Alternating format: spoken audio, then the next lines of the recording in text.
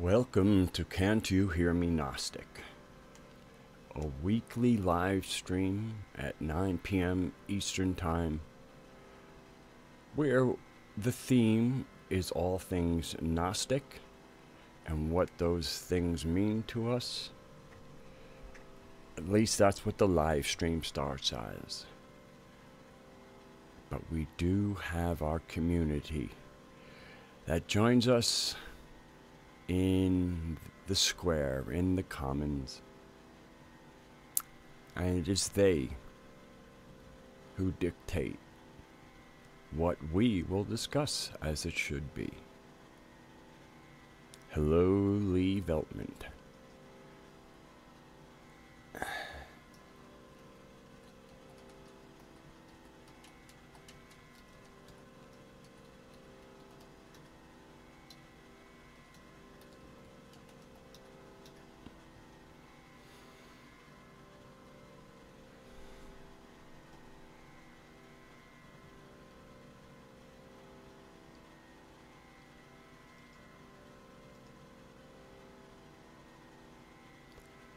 I hope you can hear the soothing drone of the Tampura in the background.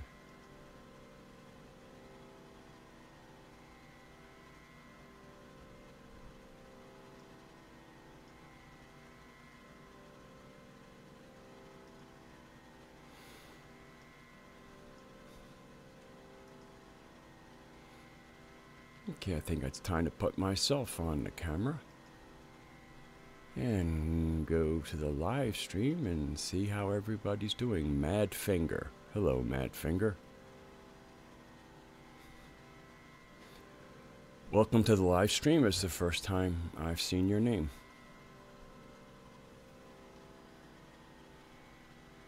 Thank you, Lee. The whole purpose, really, of the live streams, in many ways, is for the community to interact.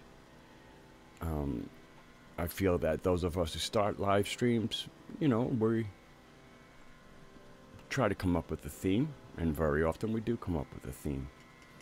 And live streaming is interesting because let's take last night's video that has around 150 views.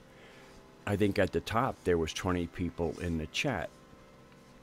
So even if all the people who, you know, the people who are alive definitely, I guess, get recorded as listeners. So of the 20 who participated in the live chat, there's another 130 people who were not in the live chat. So that's the other thing, is although the live chat is certainly catches my attention, there's also the focus of the, you know, when the video's done and it's there up on YouTube, that it's, you know, there to be viewed. So it gets interesting to kind of like be recording a video and still interacting with the live stream, and it's something I'm getting the hang of and kind of enjoying, because the more I understand something, the more I can kind of relax, let things kind of happen as they do, and riff off of what's happening. I'm pretty good at riffing off of a situation. Hello, Jessica.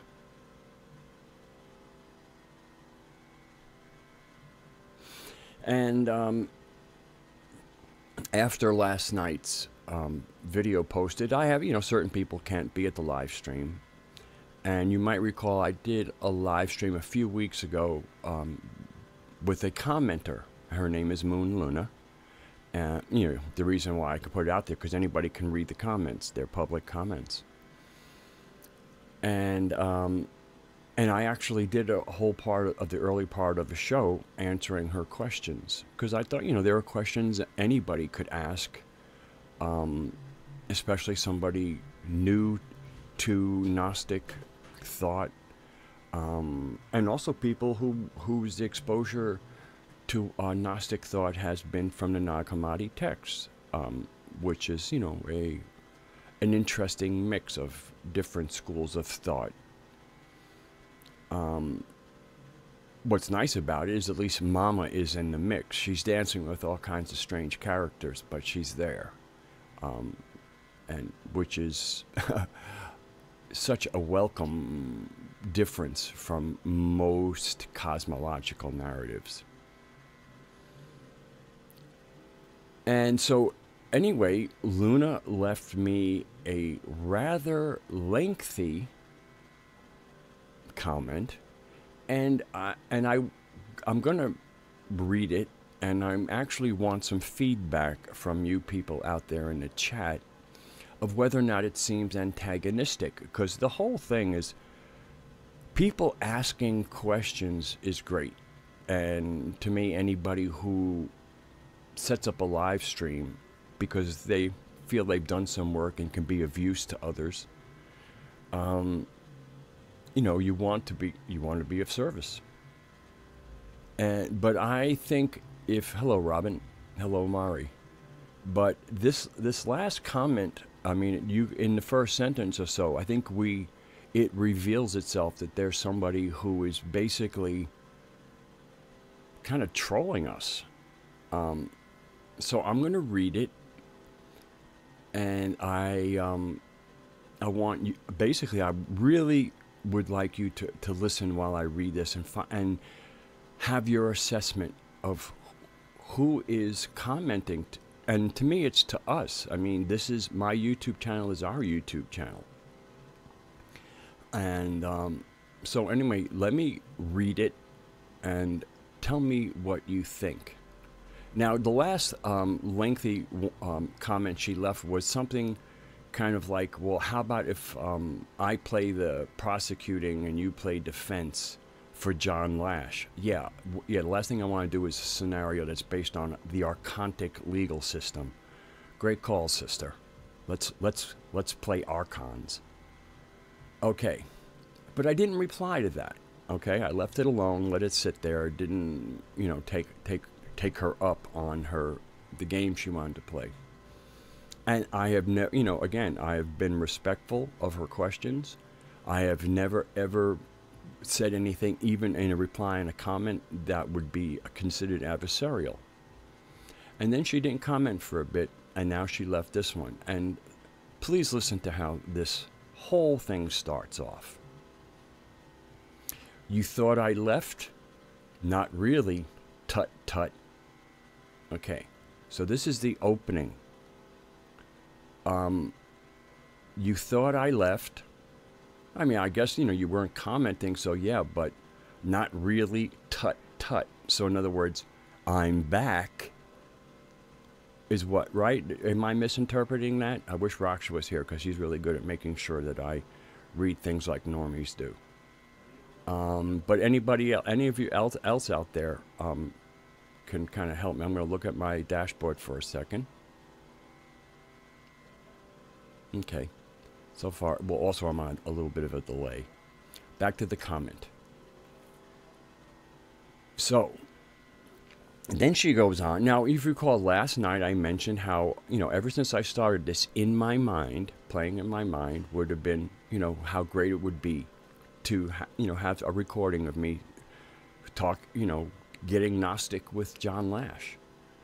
And, but I've never put it out. Like, in other words, even though I have an email, and I've emailed John Lash in the past about certain things, I have never, ever, at any level, I've never in their comments, I've never sent it, I have never put out a request for this. So, therefore, if you don't request something, somebody can't be ignoring you, all right? Because the reason I'm going to say that will become clear as I read more of this comment. John Lash would not give you the time of day, was the question. So she's what it infers is if, like, I wanted to interview him, as if I had put it out there and that he denied me. She's creating this narrative of, like, he's ignoring me, which doesn't exist. I doubt anything is Gnostic that gets ignored. And again, if you don't ask somebody for something, they're not denying you it. Anyway, so let me continue with this really, what I consider to be a very unfriendly comment. John Lash would not give you the time of day. Again, making things up, inferring things I didn't say. Now, I can understand how it could be misconstrued, but it was misconstrued. I have been listening to you wanting an interview with John Lash for a while now, but he's not interested.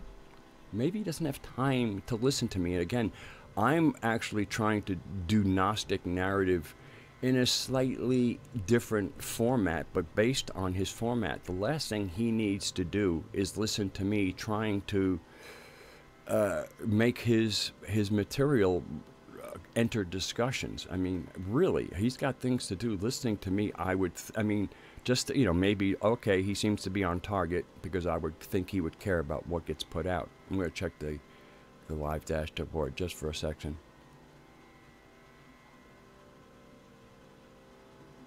Okay. All right, so I'm getting some feedback, which is greatly appreciated. I love you people. Sort of, yeah. Hi, Brandon. Good to see you.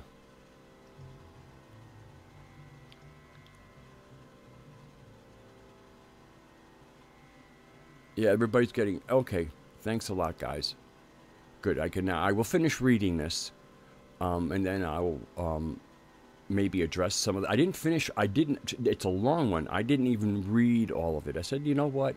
I'm going to read this on Can't You Hear Me Gnostic, and I'm going to actually save some of it so I'm fresh. And, boy, I guess it's Facebook time. Please don't mind those things. Well, anyway, I'm glad that I can see that you're here. All right, so on to, this is quite a wall of words. Okay, so you've been asking for an interview with John Lash for a while, but he's still not interested. Once again, I want to make it very clear, I have never directly asked him or the people that I know could probably get a message to him would you please speak with me? I have never done that. I've spoken about it as an idea on my channel. That is very different. That's a fishing expedition. I know how to conduct myself like an adult and not fish and wish. Okay. So she then goes, not interested? Why? Shane the Ruiner did not have a problem doing an interview with you. Again, two very, very different people. This is clearly a person who is unhappy with John Lash, and anybody who apparently doesn't have it, who has an issue with John Lash and is not happy with people who do not share these issues. Okay, so Shane the Ruiner did not have a problem doing an interview with you, and I have seen that interview on your channel. Yes, it's on my channel. John Lash is still in his ego, and so is his Kalika War Party. That's a judgment of hers, which I disagree with, because there are new videos coming out. I guess, there are three places you look for John Lash material right now that comes out fresh, and that's Mandela Effect Decoded, Ginny Thwaite, and Hans Carlson. But basically, Hans and Ginny mirror each other, but they put them out at different. Like Hans might put out one one day, and Ginny will put out one on the same day, but they're different. And then next day, So anyway, they're there, and in these new ones, and it's called Radio Gaianim, and it's very relaxed discussions.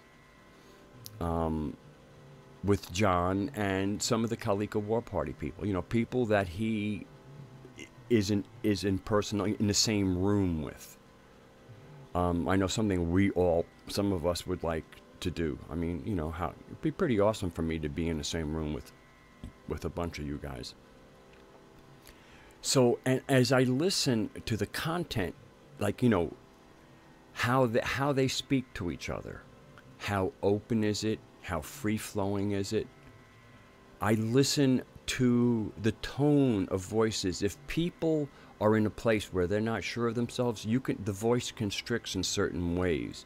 There's certain melodies that enter how somebody uses their language because they're uncertain. In these exchanges, it's so relaxed and open and free-flowing. And it's really funny because, again, when we normally hear John speaking, he's talking to interviewers.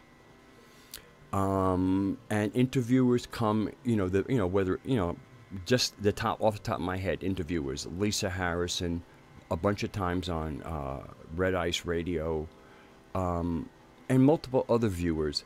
And Heinrich of Red Ice Radio I guess has read Not in His Image, but, it's different to have read the book, consider the book an important book, and then also having listened to everything John says and being steeped and actually calling yourself, a Gnostic, somebody practicing planetary tantra. I don't know that John has sat with anybody in that capacity. So, and John wants to get the message out, and he presents himself very much as an alpha male. Okay, like if you have like wolf packs, and that's what the Kalika party kind of is using as an organic model for the immune system function they're performing. I guess T cells a little corny, so they call themselves they are wolves. But then to hear him with his people who he's had mystical experiences with, to hear the openness, and then the interesting thing is the side that I've never heard John present in the interviews, even when he's super gracious. But as I'm listening to the radio guy in him and him interacting with his people, that rather than hearing an alpha male, I'm almost hearing an alpha mother. I mean, there is like this kind of reception of the input of the people that are around him, the way he honors something that he might have said or something that they're bringing into it. It's kind of, I mean, rather than an alpha male with a bunch of warriors, it's almost like, there is almost like a hen in her brood, or a lion in her brood. I mean, there is something amazingly motherly in his demeanor. And as somebody who spends a lot of time with our mother, it just seems, that's what I'm seeing. I actually put it in a comment. Actually, it's a comment to her. What did I put? Oh yeah, here's what I wrote. The latest radio Guyanum videos reveal the warm and open nature of the exchanges between them. Without visuals, one can focus on the tonal inflections of speakers. The alpha male of interviews shows a certain quality one would almost call motherly. We recognize the playful and easy signature, its source. And what I'm implying there is this kind of almost motherly nature. It is, Sophia, presencing within him. And I find that quite beautiful. So I'm going to go to live dashboard because I haven't looked in a while. So I'm going to stop with that comment. There's plenty to come, enough to keep 2 hours of content here, especially with my commentary. And let me catch up in the live chat. Okay, so that last thing was from Brandon. Did I miss anybody? Hello, Kalendal. Thank you. Thank you for bringing the wrench, because you never know when somebody's people are going to get out of hand and need a timing out. Okay. So Lee, thank you for that.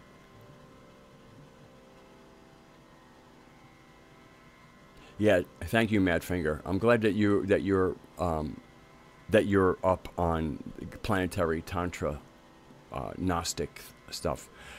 I mean, there are a lot of there's a lot of kind of Gnostic based channels. Miguel Connor has Aeon Gnostic Bite radios with all these interviews and stuff. But it's Gnostic-y. Mama is in the, like, what I love about it is Mama is in the dance. Mama is kind of central there, and that's what really kind of counts. As long as Mama is not lost, being hidden in the closet or called a whore or something, I'm pleased.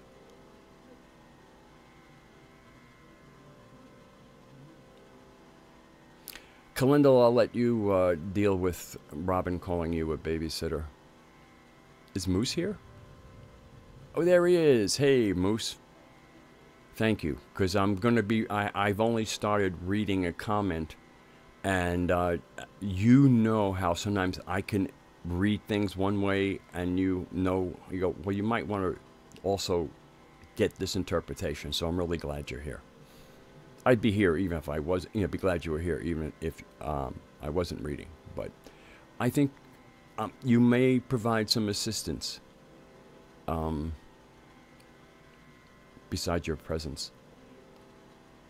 Okay, so I've caught up into the on the live chat. I'm going to go back into this wall of words comment. All right, okay. So John Lash is still in his ego, and so is Kalika War Party. Again, if you listen to Radio Gaia Nim, that you will realize that egos, no. Personas that are part of an ego, yes. But this ego, and it's ego in capital letters. Capital E, capital G, capital O. Matter of fact, there's a few capitalized. I'll tell you when they are. Of course, you could also, if you want to follow along, go to my comment section on my YouTube. I still have a lot of questions and things I'm wondering about. Well, Luna, if you'd like me to answer your questions, being friendly is kind of like how we do things as human beings. I'll leave it there. Anyway. But people are too much in their egos, all capital letters, to be of any use to the next generation like myself. My apologies to be this blunt and harsh, and I have no intention of upsetting you, but it's time to speak the harsh truth that might upset others. I am also sorry to say your in cap meaning mine, Radagast's, my fixation, so your fixation is both capitalized and fixation has quotes around it. I'm also sorry to say that your fixation on John Lash is stroking his ego even more. Again, does anybody? This is an assertion that's being made. Let's look at the language, okay?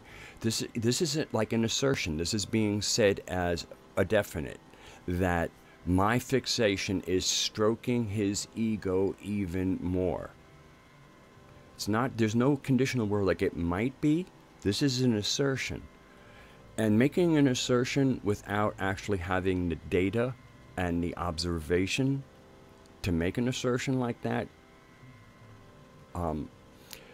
makes it hard to take the asserter seriously. So anyway, my fixation on John Lash is stroking his ego even more. Mr. Radagast, you need to look into that in terms of what you are doing to make these people's egos out of control. And then she did ask as a question. I didn't know how to really voice that. Okay, perhaps the time has come that you ask the question from yourself. They want you to keep marketing his work, but they do not give you anything in return for that? How is that fair? Now, my desire to push or presence, insert the Sophianic narrative is my own love of the earth and Sophia. So he and I are on the same road. We're part of the same team trying to accomplish the same thing. This is not marketing. I'm not marketing our mother. And the insinuation that somehow getting the word out about Sophia is marketing, I have to question your own gnosis of our mother.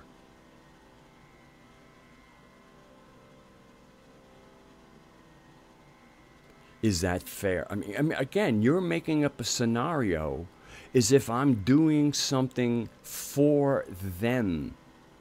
This isn't, and again, there's this whole us and them, which again is part of polarized thinking and is not how Gnostics process information.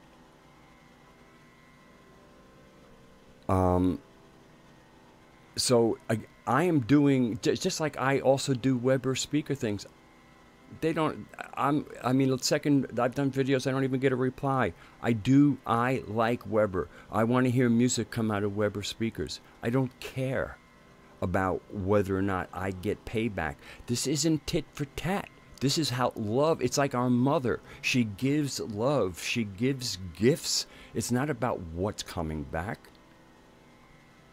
You reveal, Luna, you reveal the mindset that you come from in your assertions and your questions. And you're not, and that's why I let this stand, because I want people to see who you are as you point the finger at all these other people, myself included. Let me check my live chat and make sure I'm not missing anything.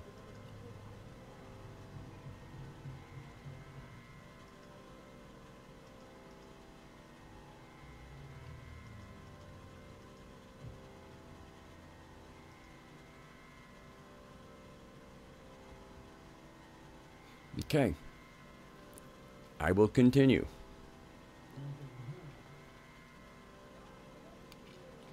I'll just read that last one. They want you to keep marketing his work. Again, you know, there's not like you have to kind of have, there's a positing as if like there's been a conversation like, hey, Radagast, we really like what you're doing, please continue it. And then, I mean, there are scenarios being put forth in in this comment that don't have any basis in reality. These are not real scenarios that we are reading about from this person. These are the scenarios in somebody's own psychology, and they have been printed here for us to share and go through together. And I mean, I hope I don't have too much of an edge. I mean, this is somebody coming at you. You know, when somebody's throwing punches and you're blocking them, you know, you can kind of keep some center. But clearly, somebody's swinging at you. You know, there will be a little edge in my response. Well, let me just, I have to kind of give myself a cough here. And I'm back. Sorry. Getting to the comment. So anyway, so this pausing, this whole thing, they want you to keep marketing his work, and they do not want to give you anything in return for that. How is that fair? Actually, if you ever listen to John Lash, he'll tell you life is not fair. Fair is this concept. We can treat each other very well, and then life will be good. Okay, John Lash's work, for some reason that all letters are capitalized. John Lash's work might be good enough, but his behavior and his fellow and loyal Gnostic mystics like you is not good. Not good is capitalized. It is clear as day to me how John Lash is treating you. Again, she has this scenario where this John Lash is ignoring me. This is her scenario. And the fact that she's trying to get other people to think that like somehow John Lash is ignoring me when I'm not even raising my hand. For me to talk to my people and put out in a video, oh, I'd love to have an interview with John Lash. I mean, maybe if it filters him, but that's wishing and hoping. It's not how I work. I have an email. I've corresponded with John Lash a couple of years ago because I made a few comments. I mean, you know, it's not like I couldn't use that exact same email address to go, hey, John, would you like to join me in an interview? I haven't done that. You know, or even if I went in one of his comments, hey, John, I'm a great follower, been following you for a long time. Why don't you contact me and maybe we could do something together? I have not done that. I want to be really clear.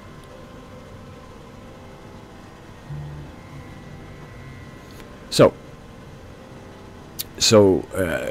I am, you know, loyal Gnostic mystics like you is not good, is her pronouncement.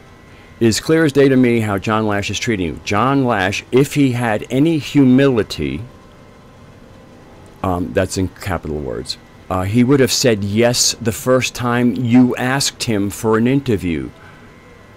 Okay, so again, I'm saying on the record, I have never asked for an interview. So you can see this person is running with a story they made up.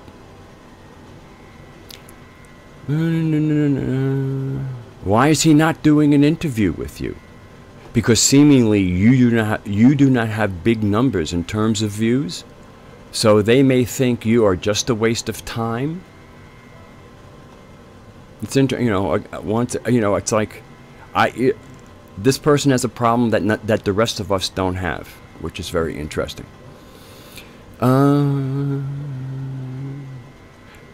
Some people are really limited, capitalized, in their vision. Ginny made a comment about my channel and the non-existence of views.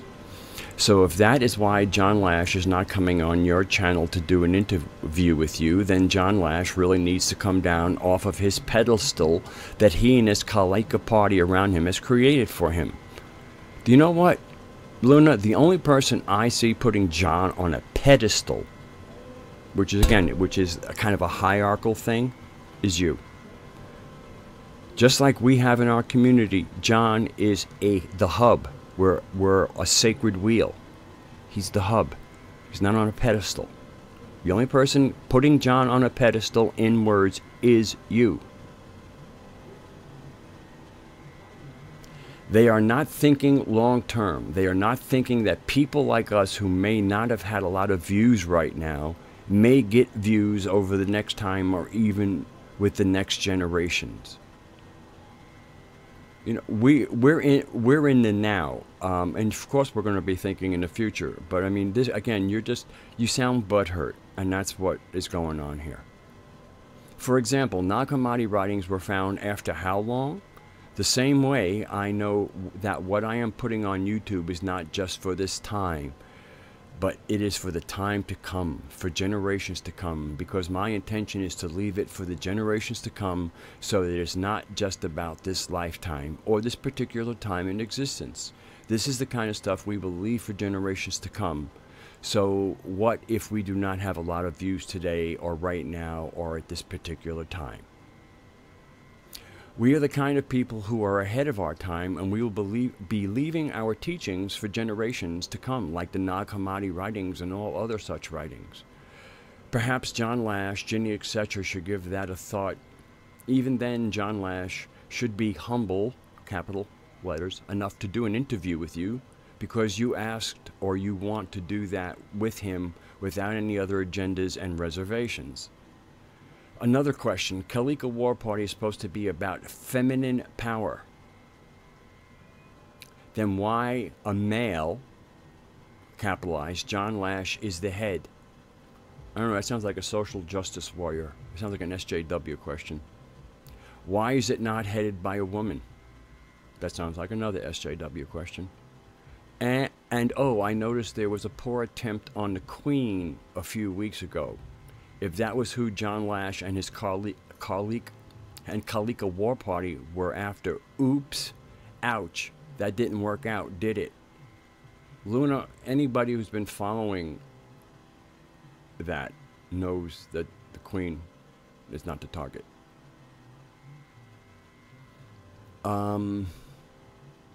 Okay, so it didn't work out. Ouch, that didn't work out. My sympathies to them. I think it was said enough for this time. Again, that was you're making a target up, and this I can't say anymore.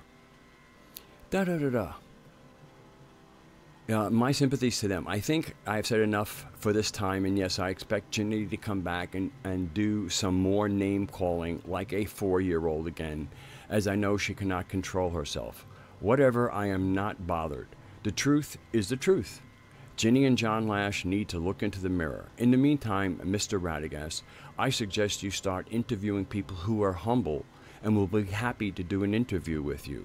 There are plenty of other people out there you could interview in the meantime. I mean, until John Lash comes to his senses.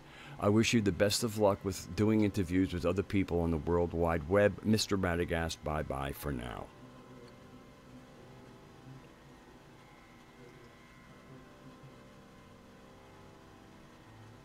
So, That was the end of that. It was the end of what she left us, us. So let me go to the live chat and catch up with the wonderful people here.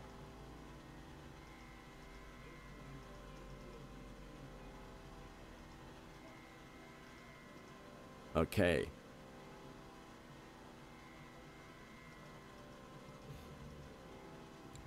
No, Raksha, her opinion was no, it's a comment section. And so, you know, the comment, as long as you're allowed to post a comment, the comment section is open. And that was how she chose to use the comment section, to leave me that. I mean, you can see in closing there, it's almost as if like she kind of enjoys. I mean, she's watching the video. She's actually listening to it, because she'll pick certain parts out of there that unless you listen to it in its entirety, they couldn't be in them. I feel that in many ways she's frustrated because I like John Lash, and that perhaps that I have so much potential if I wasn't putting John on a pedestal. Anyway, so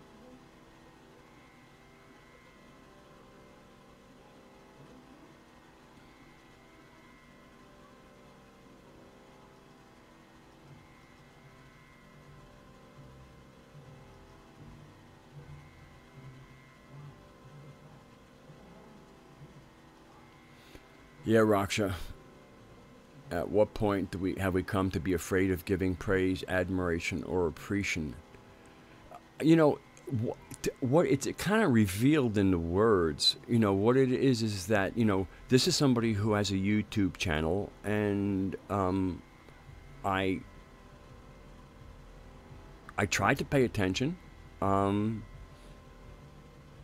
but you know, the whole point of YouTube is for YouTube creators to find the people that vibe with them, that use a similar language. So when I listened into the videos, I you know, and even the titles, you know, what they're addressing, it's like, I think it would be worthwhile for some people, but you know, I mean, there are a lot of people who still have a lot of questions. Gnostics don't have a lot of questions. It's, you know, so we can settle into the experience and have some fun. There's always explorations, you know, what's behind here, you know, but you get fairly, the Sophianic narrative allows you to settle in to home. Know where you are, and you know, have a place to put that back foot to push off of. So I'm going to continue reading the live chat. So anyway, yeah. Oh, Roxy, to finish up with you, it's just a part of it is just like, oh, he's getting all the attention. I'm doing work too, and you know, again, it's envy. The whole snowflake thing is constantly about outside validation. I mean, the new spirituality is hardly focused upon in school, but your feelings are very focused upon, and so there's just a new mindset that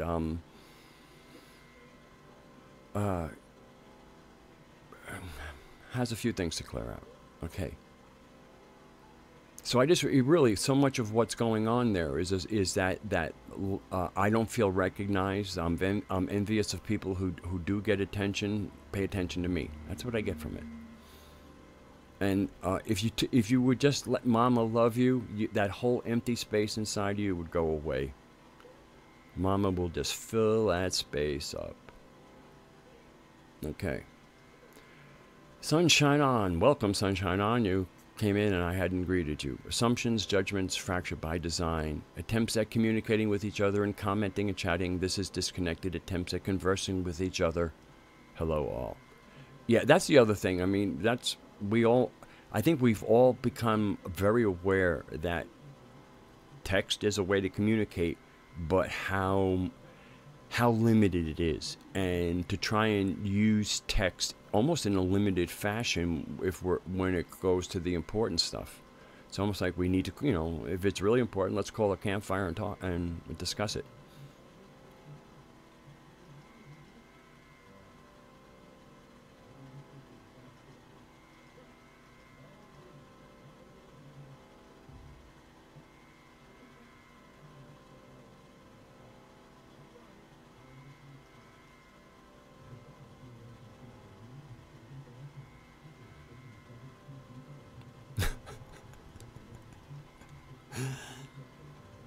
Raksha put a pretty salty one in there. Thank you, Raksha.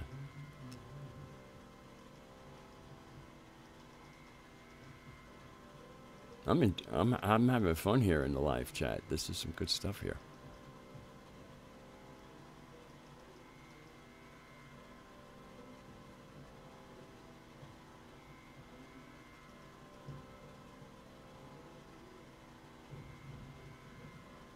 Hello, Metal Lady Benz.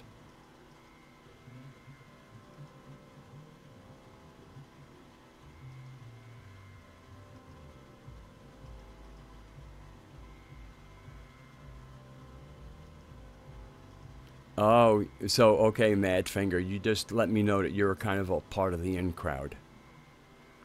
The word loony let me know.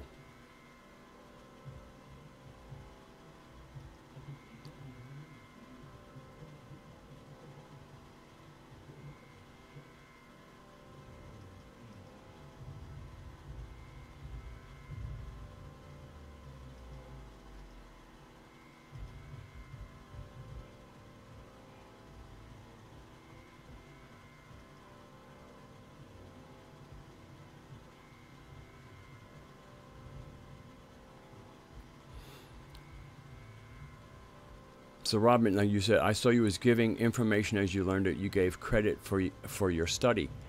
I'm also trying to give credit for somebody who has dedicated decades of their life.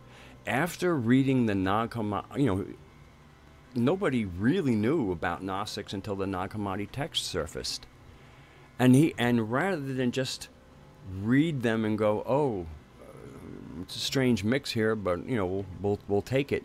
He realized in that he was able to realize there was something older that called to his heart, to his his being, and then he set on decades of research to get the story behind the story, to kind of show the bedrock without all the other stuff that got built on that bedrock in the Nag Hammadi text. So and since my ability to find home and see the world for what it is was all about a connection that had to be made. The connection, I did the work for the connection, but he did the work that allowed people to realize to point people in a direction for a connection to be made. And then once you connect with her, the world changes, and the gifts are amazing, and they're very hard to share them because you're in a different world than most people you're sharing it with, and that's why there's kind of an inside wink and a nod to people who are dreaming with her. It's a different world. The world is the eyes perceive, and so does the spirit. It is a very different world.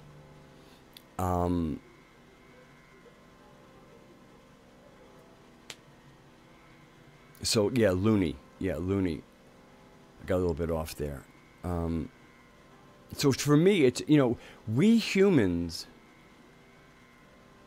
are willing to, we'll drool over our celebrities. People that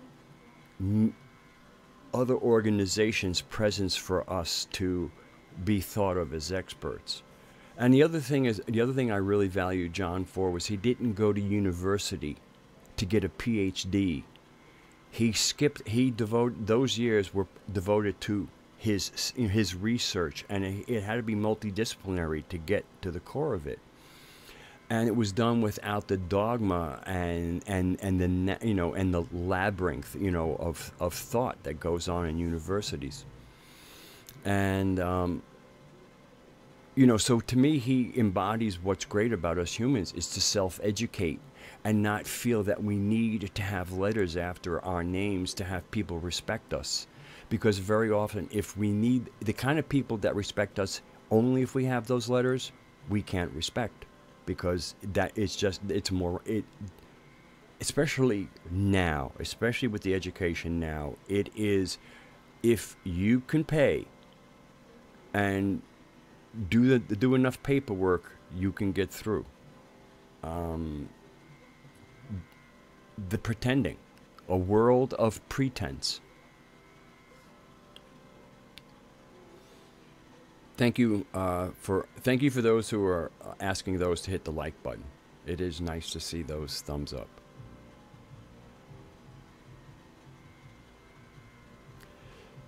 Okay, Lee, you said something good. Gnosis.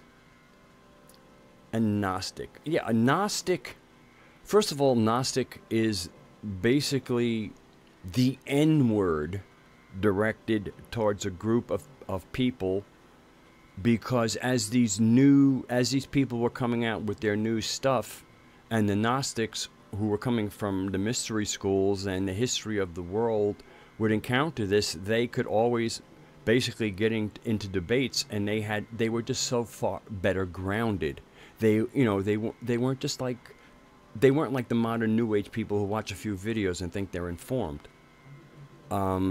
So Gnostic was just kind of like, oh yeah, here come the know-it-alls. The Gnostics called themselves telestai, those who are aimed.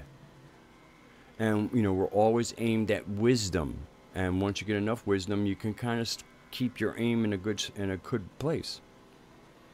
Instead of shooting at the make-believe world, which has quite a bit of psychic energy behind it. So it stands there like the real thing. Gnosis kind of, it means knowledge, but it's knowledge with experience. Okay? It's like if you've encountered a bear in the woods and you shit your pants. Or you didn't shit your pants. But you know that's Gnosis. Somebody go, oh, I can imagine. I've heard that encountering a bear could be a rough time. And but you don't know it until you've kind of done it. So Gnosis is, and most of your experiencing is magical experiencing. We are magical, and the veil is thinning. And this came to me last night. I was going to sleep, and I'm glad I remembered it. It is now exceedingly practical to be magical. If you wish to partake in a very real world that is unfolding, you need to learn how to be magical, because we are magical beings in a magical world.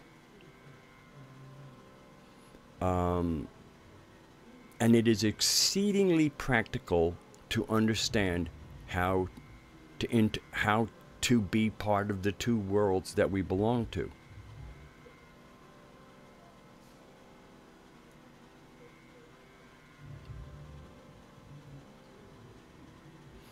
And so what the real core of Gnosis is knowledge that you have by experience. Gnosis does not come from a book. Now, again, your experience doesn't have to be what we would call 3D. Your experience can be out of body, in journeys, ecstatic states, trance states, whatever, another form of attention. But you experience it. You have neurochemical releases from it as if you were there. It's almost as like if you imagine you're having an argument with somebody, your heart rate would go up, you'd find yourself breathing. Okay, so it's kind of like that. Even though you made that up, that was a very real experience. And the reason you were able to do it is because you have probably been in that situation before. So you have gnosis of what an argument is, and you can recreate one in your head with people who you've never had an argument with before, with great authenticity.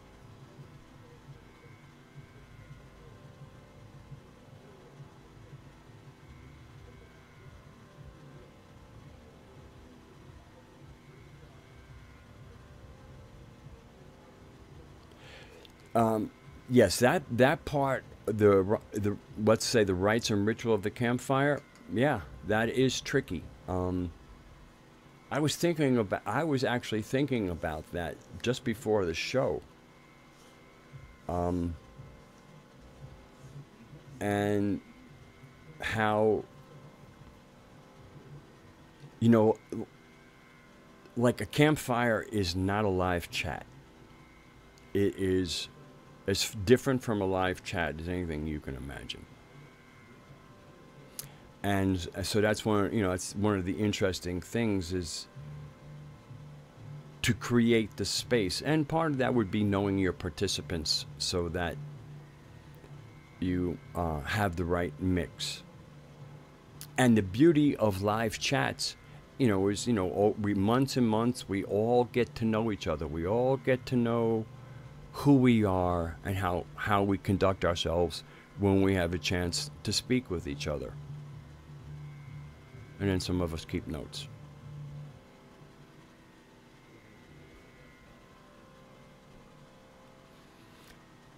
The live chats can be disabled during replay. I think, and it is a little on the creepy side, but I'm going to leave them up because this way here, anybody who comes along later and watches the video while a live chat is running will probably have some fun with the two of them.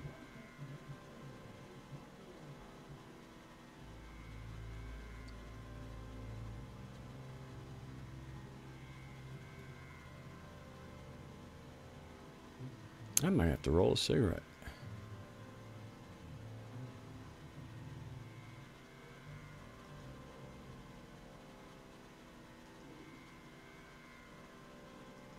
More, Jessica, you said, what we should all this presence is that everyone has a piece of the puzzle. And what made the Gnostic legacy that was kind of recovered, a great amount recovered by John Lash. Are you comfortable on your pedestal up there, John?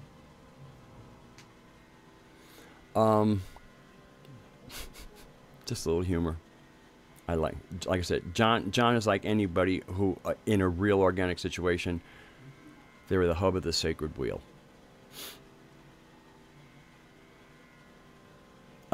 Where was I going? Rites and rituals called from the herb. Everyone, piece of the puzzle. I think one of the things that made the Gnostic mystery schools of that part of the world, I guess we include parts of Greece and Turkey, maybe even Bulgaria, that whole area of the world, and then even going into Alexandria. So it's certainly more Europe than Levant, but includes the Levant and Egypt. In many ways, the Levant was kind of like this. There was a place where the new thought was arising. So it was kind of an interesting place in the crossroads of all this. But it was by the fact that because there was so much commerce there, we had the Silk Roads of that area, that the mystics were able to travel and then come with their pieces of the puzzle and spend time with each other, and they were able to piece together who we are, where we are in the galaxy, what the Earth is. I mean, they were able to piece this together. And so then you get into places like Persia and Iraq, that whole area, Mesopotamia. And you have all of these roads and these people who are able to come together in their own campfires with I have this, and this is where the mystery schools were able to emerge and actually have a rich tradition of thousands and thousands of years of oral tradition that was put together by the people who were getting the visions.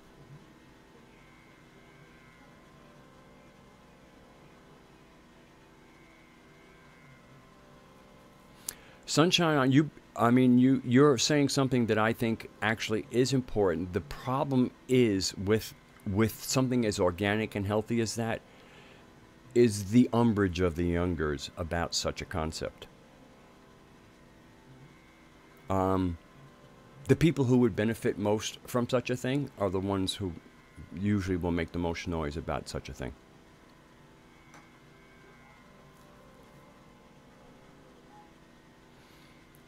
Fortunately, when I was learning to play guitar, I didn't pretend I knew more than I did, and I allowed people to teach me, or else I would have stayed a poor guitar player.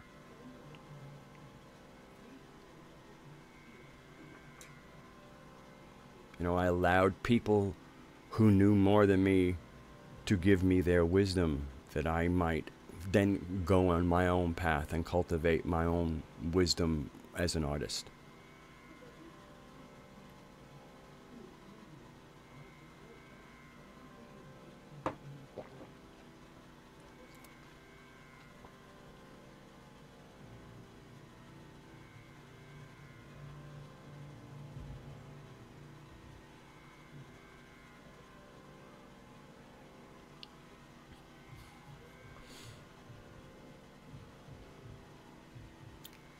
Lee, I don't know what you're referring to. This happens a lot of times. I have to ask you to clarify what the New Thought movement stuff is.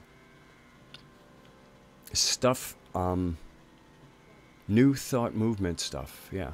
What is New Thought movement stuff?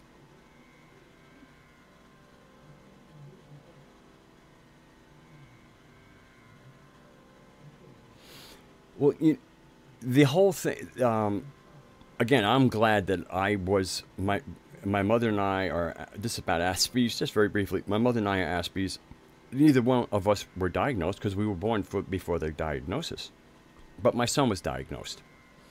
My mom had already crossed over when I did at my son's mother's urging, started reading up on what Asperger's was, because he was a special needs child, and she was getting Social Security because of his diagnosis, and she wanted me to be aware of his condition. I didn't have to spend a whole lot of time studying it. I was reading myself in a mirror, which was so that allowed me to get my son from special needs class to regular operation in very short order, because I was able to give him some Aspie whispers of how we deal with normies who call us names. Not that we're not a little unique and different, but certainly not deserving of the kind of the normie way of reacting to us. New Thought is a religious movement. Oh, no wonder I haven't heard of it. It wouldn't be, based on what you wrote there, it's not something I would want to. I think I've read enough, actually. So, I have never ever said I have Asperger's or my son has Asperger's. No. It's a soul path. We are Aspies. We don't have shit. We have spirit, but we're Aspies. We don't have Asperger's. And that's the first thing that Aspies can do to empower themselves. And if you have a spiritual thing and you kind of, can get into the flow that, you kind of chose it. This is a path. This is its own kind of soul path, because the neurons are different. We have something to give the normies, and the normies have something to give. They have lots of good stuff. If you can get past the insults and not being understood, they have another perception that is quite valuable to us, if for no other reason than the world is a normie world. Their perception helps us negotiate their world better, because it is their world, man.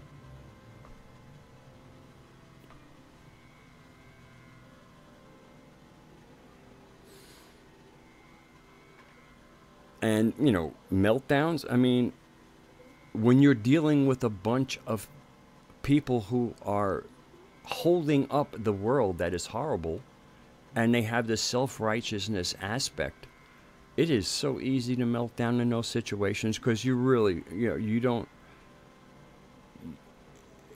it's crazy.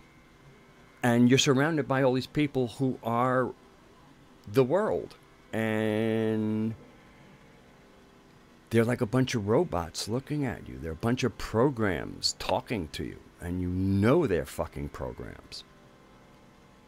And it'll melt you down, man. It's pretty scary.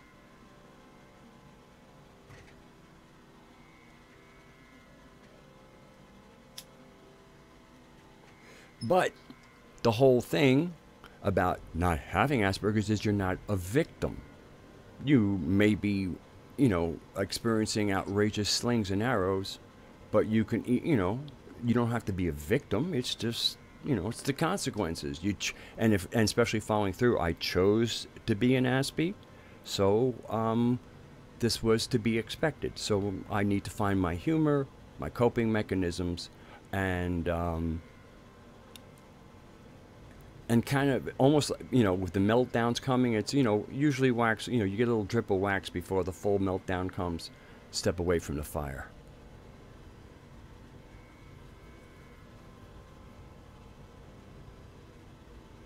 Hey, Gaz for Jazz.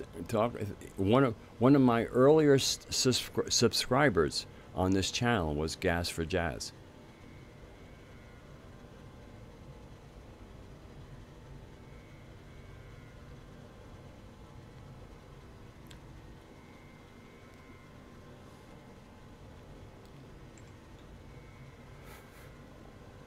A little coffee.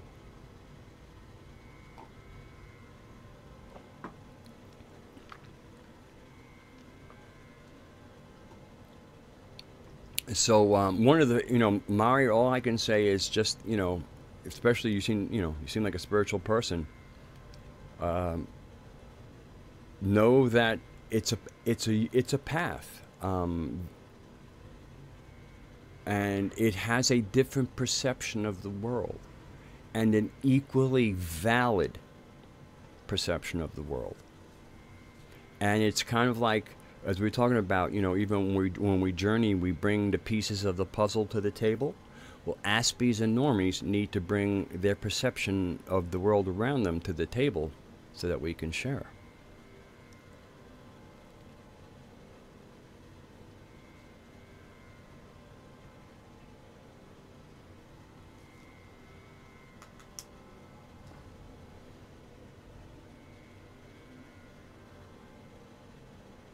Let me make sure I didn't miss anything here.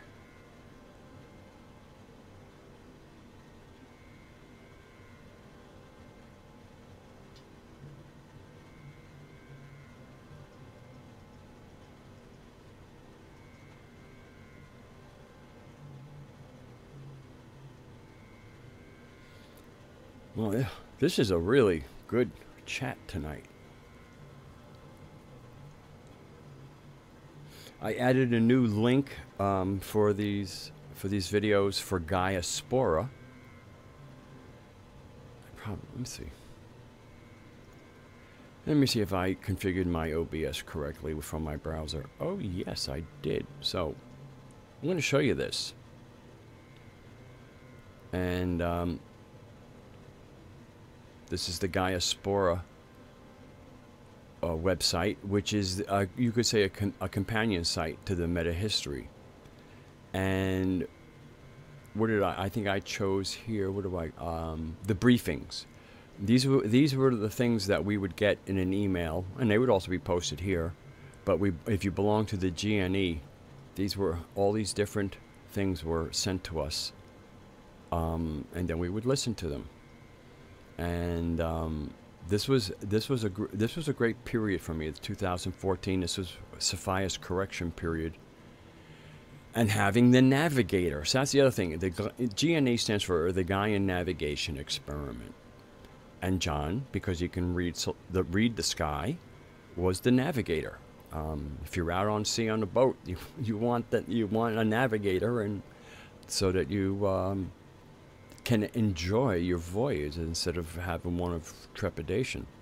So this was really, this was a great part, and there's so much information, and they're all MP3s, and they're all well named, and if you just want to go and check them out. So they're different lengths, but they usually run about an hour or so. Course correction for the nav, correction comes true, the terma is a tray, and it's just really great stuff. So that's the navigator briefings, and then there's crew notes, okay, with links to them. So this is, in many ways, this is almost like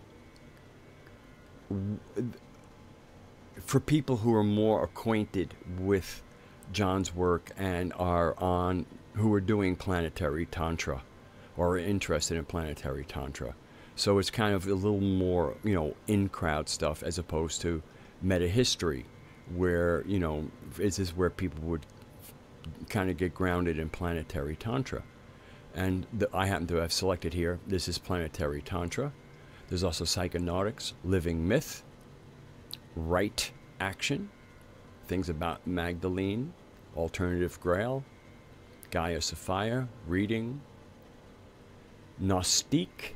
So Lydia as well. So this is a great site. This is it. This is where planetary tantra has a presence on the web. And then Gaia Spora is kind of, a little deeper in, a little more intimate, a little more community. This is more like the community part of meta history, is how I guess best to describe it.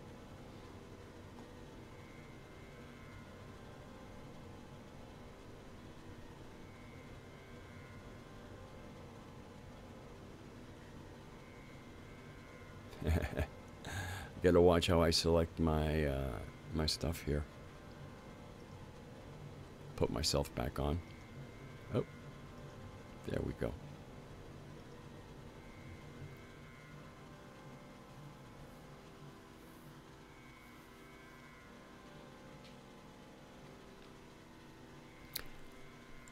Yeah, Lee, I really, those navigate, I like, what's nice about sometimes the older stuff is because now we're sitting 4 years later.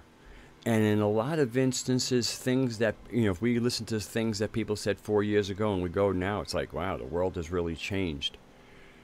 Listening to John from 4 years ago, there isn't that, like, you can see the continuum because it's about Gaia's correction, her flow. And so it has a continuity. It doesn't have the disjointedness that other things might.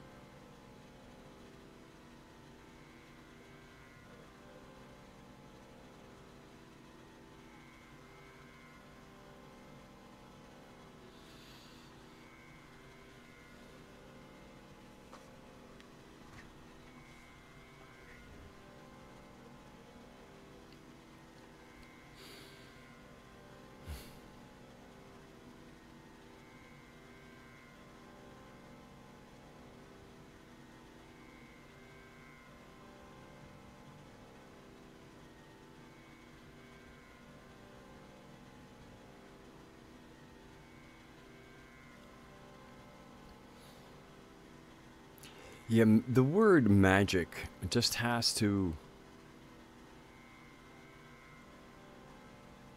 kind of come back into its proper place as who and what we are. I think I'm not a big fan of Western magical tradition. You know, the invoking of demons and other stuff. Hello, Colin.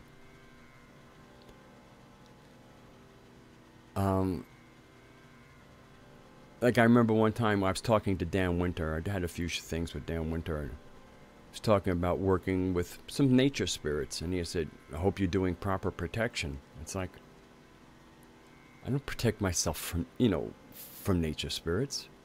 Why would I do? You know, that's crazy. So I'm not saying it's a bad thing for humans to go and, you know, I mean, to me, in many ways, Western magic is like climbing Mount Everest, going on a dangerous safari. You know, people, adrenaline junkies.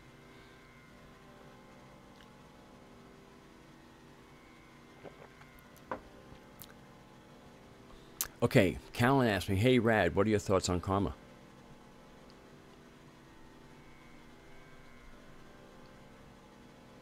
I listened to that, and I kind of didn't. The way you're saying he comment, there was no consequence for introducing harm. I didn't. I wouldn't. I don't know if I could put it in a statement like that. But and it's. Let's see. Let me see if I can parse that out for us all.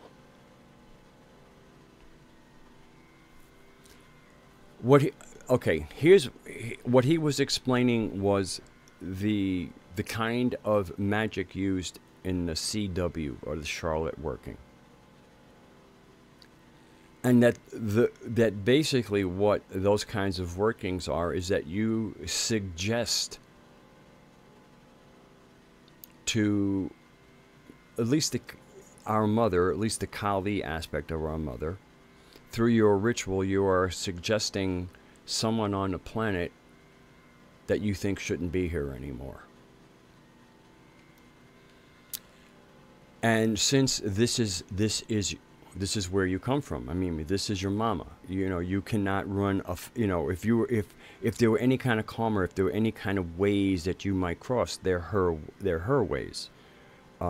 Which are because she's also part of the greater way. So it's not like she's setting anything. She's an example of the universe. So, and basically what he's saying is you're leaving the decision to Kali.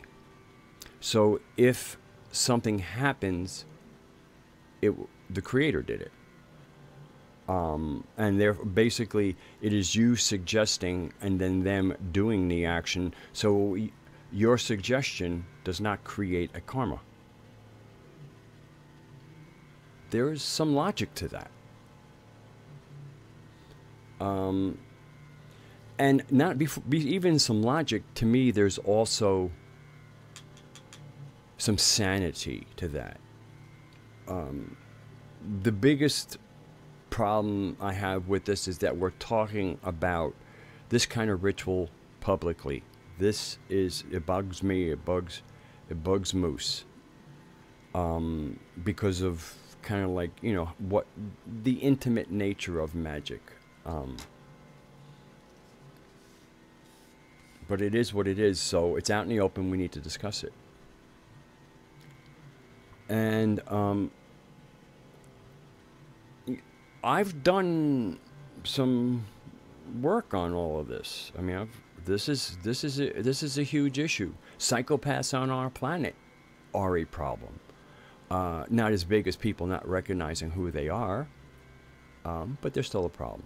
And see, and of course, this is the other place where, as egregious, I mean, that's what my Goob, Go to Your Room Goob song is about. As egregious as their actions are, it's to have a clear vision of what is really going on, to see the true interplay, the homeostasis, the yin and yang, all the players, the little people, our complicity in sustaining them is huge.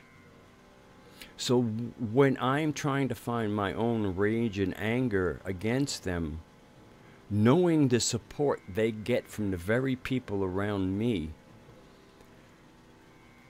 qualifies the amount of rage I can feel when I know that from the signals that so much of our population are giving them to give them some more. Do you need lube? The complicity of the populations in the problems of this planet is actually the key of it all. They're parasites that need garbage to live in. They can't live in healthy flesh. The only reason they exist is because there's so much garbage on this planet for them to live in.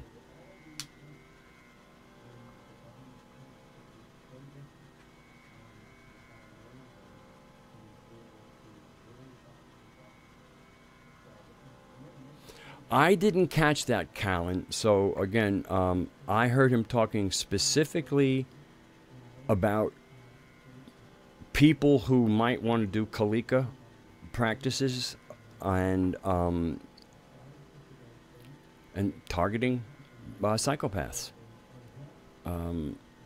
Again, I've done some very deep work on this issue.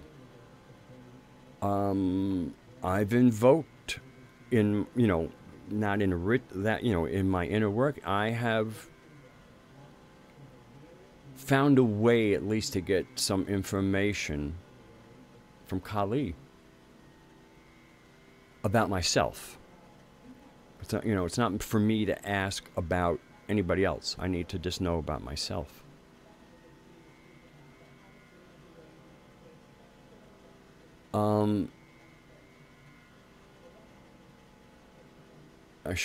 When I'm getting better control about not looking at the chat at the wrong time.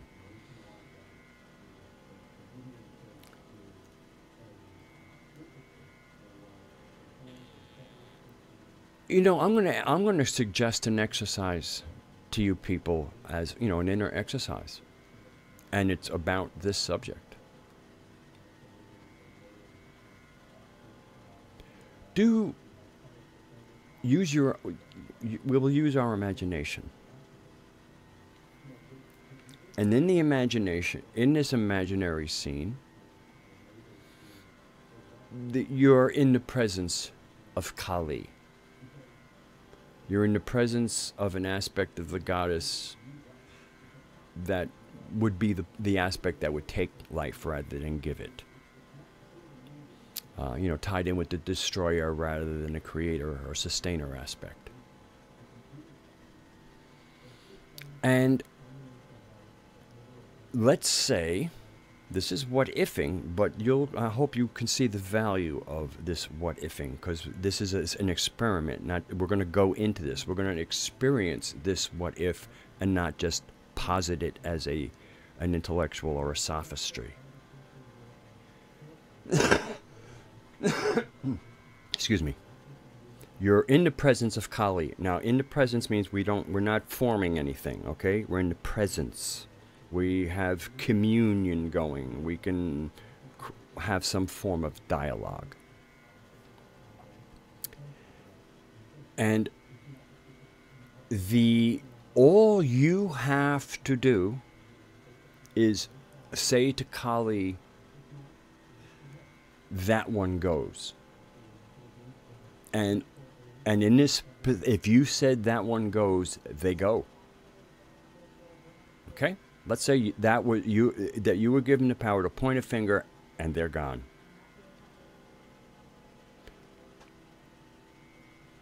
Would you be able to identify somebody that you as you quickly look at yourself and the implications and how you might feel, never mind karma, your own looking at yourself as a killer? Because, to say kill and then it gets killed, I mean, you gave the order. That makes you the killer. Would you be able to identify somebody and say, them?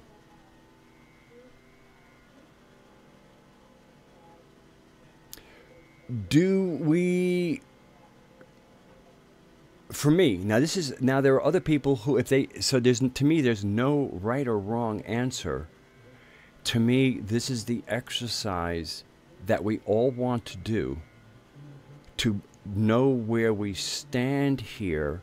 And part of it is also when we have an infection in our body, organic, and there are bad actors in our body, if we have a good functioning immune system, our T cells will deal with that and make it go away. The whole body doesn't do it. A specific branch of our immune system does it. And of course, the body is in support of what the immune system does. So for me, part of this exercise is to know whether or not you are, like in that exercise, if you feel like, whoo, well then maybe you, in planetary tantra, you're more of a heart cell or some other somatic cell. Part of the Kalika War Party to me is for those who self-select to be part of the immune system. Furthermore, we have the fuckery of the archons and their archontic planetary system that surrounds the Earth. We have a planet called Mars that is part of the fuckery. And because of the way when we draw in our first breath, we get the mark of the beast, it's what I call the mark of the beast, is that natal chart imprint. Knowing what composes the planets of the natal chart is kind of like, this is the stamp that you get. And as these planets move, there's little kinds of weird things that go. One of the parts of that stamp is going to be how Mars is configured in your chart and with other planets in what house. Because of that, certain people in the human species will have a more martial spirit. Naturally occurring. Naturally. It's organic. So for me, in the body organic, and as we sort ourselves out and who we are and form an organic Gaian body, that how we would make lemonade from the lemons of having this warlike planet in the mix would be allow those people to self-select to be the T cells. Because I also believe as more and more people start figuring out what those planets are, more they will get diffused. And once they're diffused, then children can draw their first breath, and where Mars is in the sky won't be such an issue anymore. So, I did that thought the reason I brought that thought exercise, and I hope I finished it down. If I didn't, Raksha will help me. Or somebody. Was to figure out where I was. I did my thought experiment a little bit differently, and that's because mine was an intimate experience, and so I kind of reversed things a little bit so as to not give the details of exactly how it went down.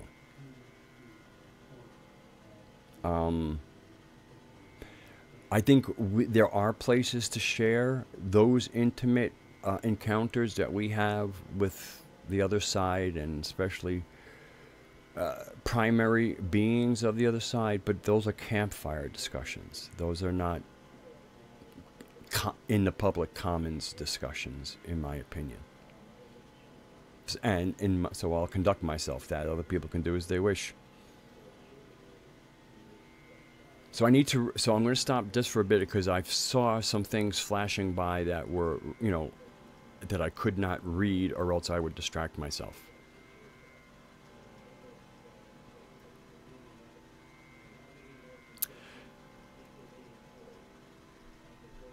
I want to say one other thing with karma. The promotion of karma has often been, through Western and Eastern systems.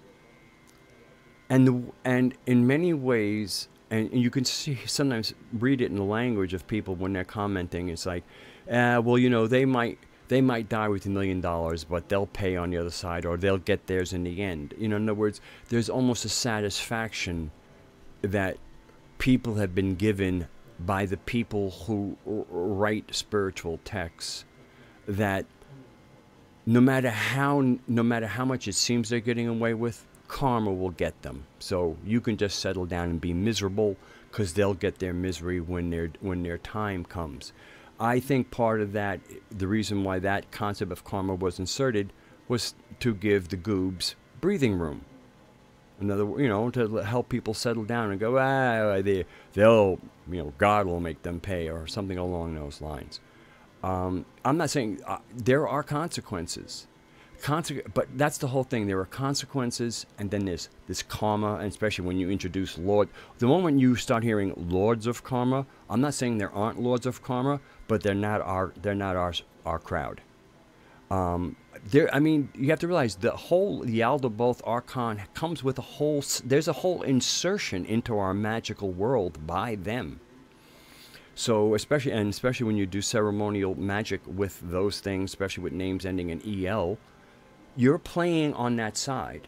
You're working with a magical realm, or at least a non-physical realm within our magical space. Just like they shit on our planet to create their world, there's also a magical place, the continuation of the dream world that they've also intruded in, and much of that intrusion has been the product of Western magic, of going into our magical space and calling the garbage in.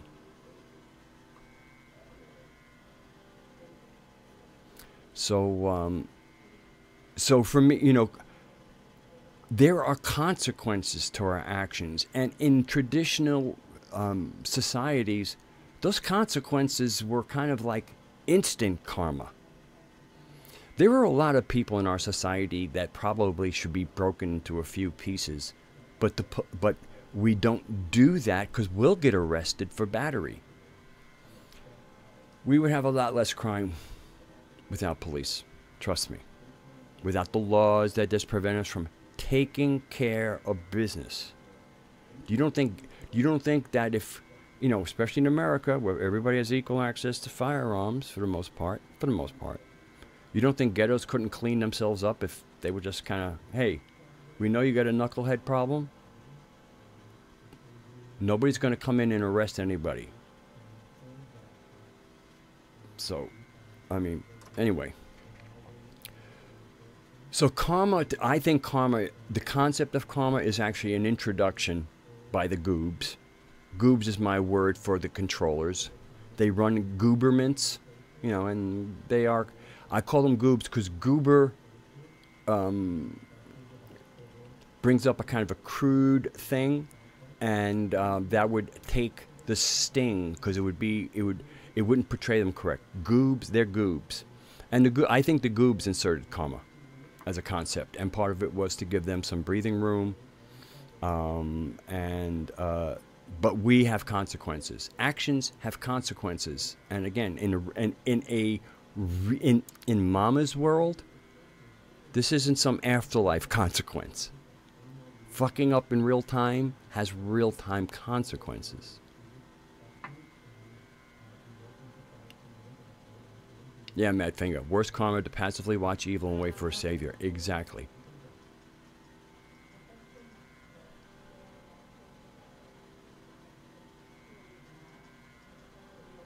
Lee says, magic fascinates me, and he says more. Yeah, I hope it would fascinate you. It's our birthright. It's as natural as breathing to us once we return to it. It's practical to be magical.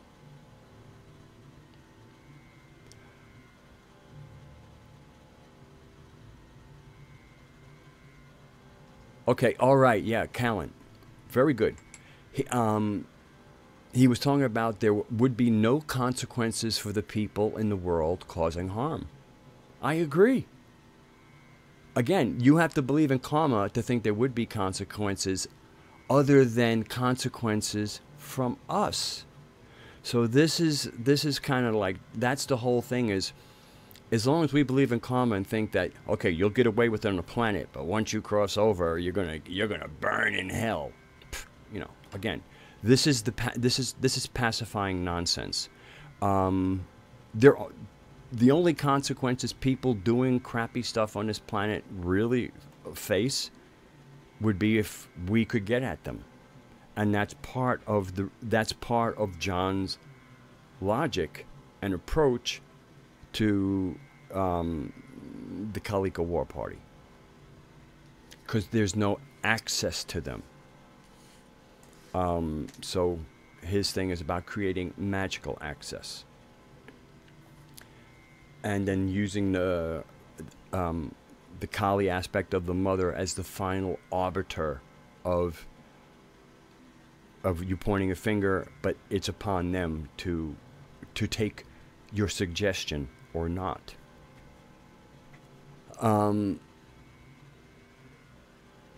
Now, this would be an interesting thing for the afterlife. The people who, I'll say it as clean as Michael Tsarian. The Satan worshippers and people who worship Yahweh are worshiping the same being, okay? It's the same exact thing, but the goobs know that, and then they know the literature is out there. So, and also it's almost like the average people who are taking their cosmology and their deiform from those books, the people who wrote those books think you're trash. You're beasts. They have no respect for you. They wouldn't give you the right way to worship their God if you were going to even give them some money. You're not worthy of the knowledge that they have. That the God you worship is the same God they worship, except they know what that God wants and they give it to it. That's the dirty little secret of all this. They're not worshiping Satan. I mean, he's an adversary. He's an adversary to everything on this planet. But the way we've drawn these words and these things, no. The elite worship the God that inserted itself in the world. They worship the same God that people who call it Allah or no, it's the same being. That them's the facts, folks. There, I've said it. Let that sink in, okay? Disabuse yourself that they're sacrificing babies to Satan. They're sacrificing babies to the same God that the priest is baptizing you for. Realize that. They know it. They know it.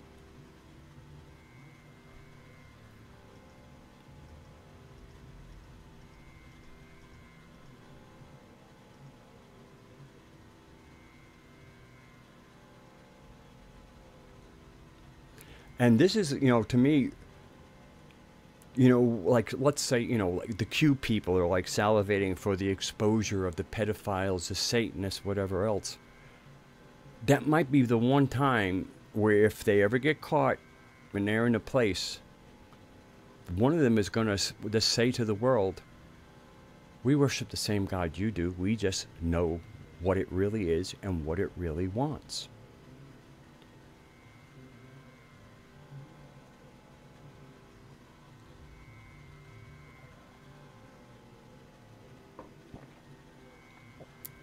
That'll blow a few fuses.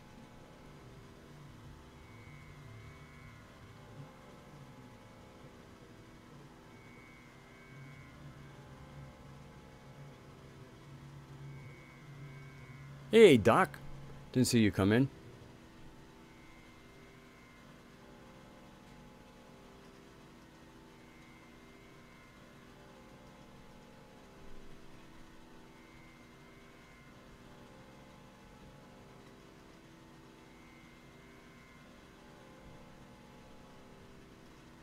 Yeah, goob.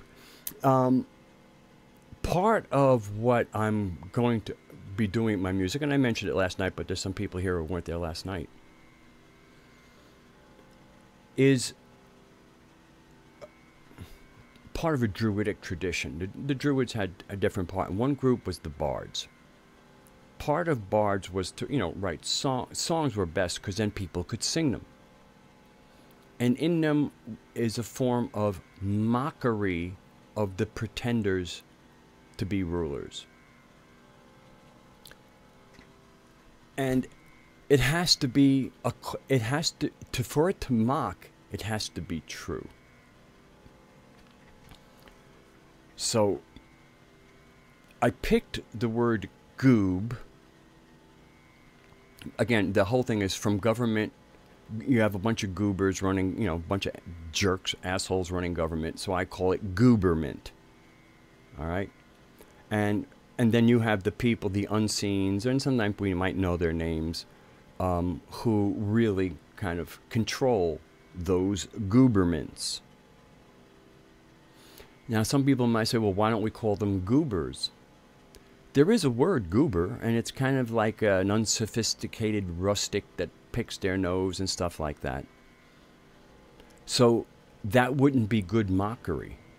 To use the word goober to talk about people who are impeccably dressed and natty and, you know, the epitome of fashion, to call them a goober wouldn't be a mocking because it's so untrue. So we have to, but to call them goobs, just a silly made-up word. Well, now we're not talking about a rustic nose-picking person. Now we're just somebody. It's a funny word. It's a word that's not particularly descriptive, but it's aimed at a group of people. Doesn't have enough definition to not be true. So then you stick it, and it can stick because it hasn't been used before. It has connections, and this way here, instead of saying, oh, the elite, the controllers, the Illuminati, we can say the goobs. There's nothing respectful. Illuminati has some deference and respect to it. Even if you want to turn it down, it has a nice sound to it. Global controllers, hey man, that's kind of like, we don't want to say that word because it might help make it so. The elite, oh please, that's just a lie. So, goobs. And so I want to start, you know, as the songs I'm writing, certain songs will be about different things. But this one song, Go to Your Room, and again, it's dismissive. It's like if a kid has been naughty, you know, whatever, you just, you know, antisocial, you say, go to your room. It's dismissive. So the whole idea of kind of bardic writing is to diminish through careful wording. You can't overstate it. You can't over-characterize, or it no longer has a resemblance to your target. Your words have to adhere to your target, have to have the essence of truth so that the mockery works. And that's so that their power can be diminished, as even the words used for them have no glory. There's no shine in it. What's a goob? I don't know. It's something I might pull out of my nose.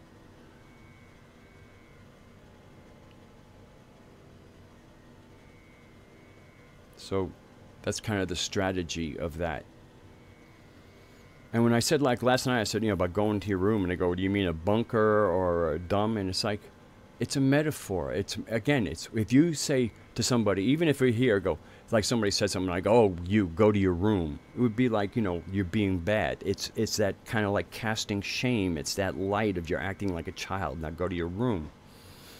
So, so again, it's dismissive. It's, you know, it's letting, you know, the goobs know, you know, you've been spoiled, naughty children, you played long enough, now go to your room.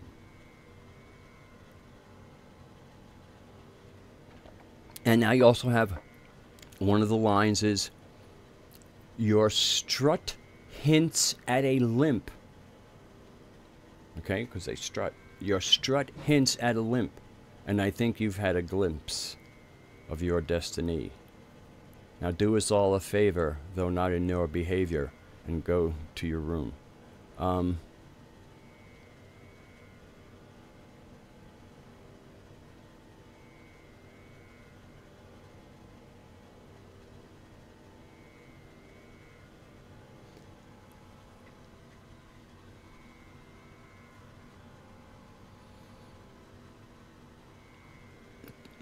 Hey Doc, maybe you and Sunshine On should get a room.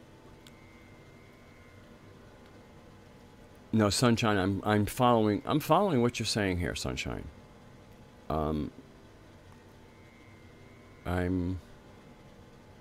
curious as to with how your interaction and how that's going here with Doc.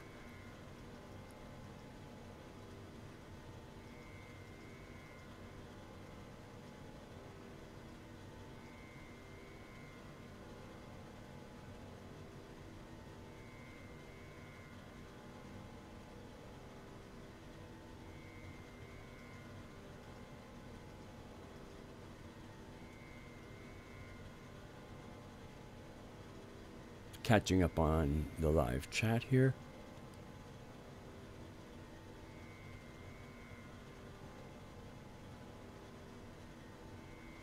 Oh. Yeah, maybe you should get a room.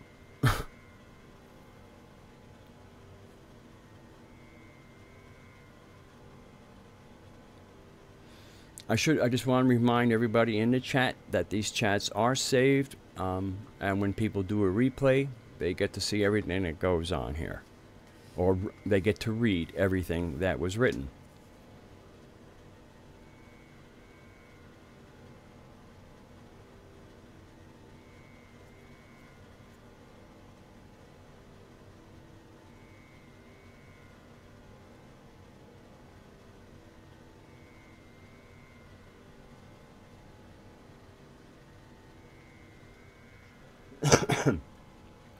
I need a fresh cigarette. This last one's tasting a little bit old. Don't know why. Don't know why.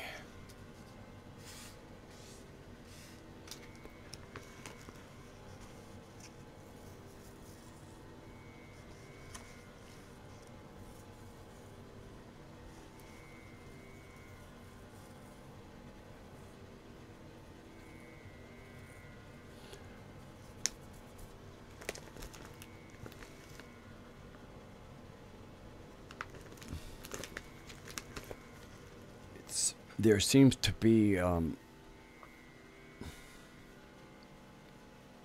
looks like some dust is rising in the chat room.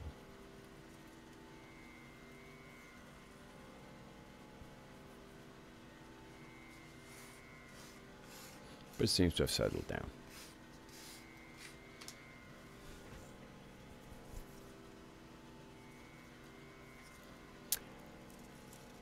I really look forward to living on this planet in a world where humans can really be humans again. And it's messy.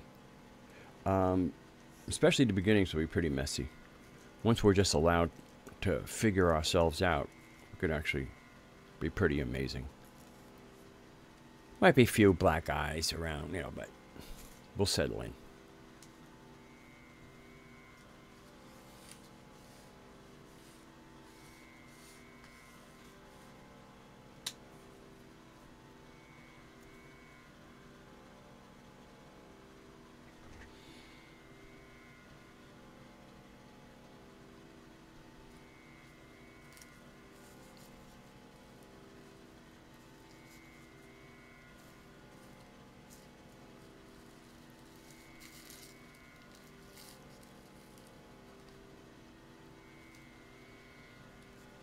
What is the I'm kind of missing the library in part.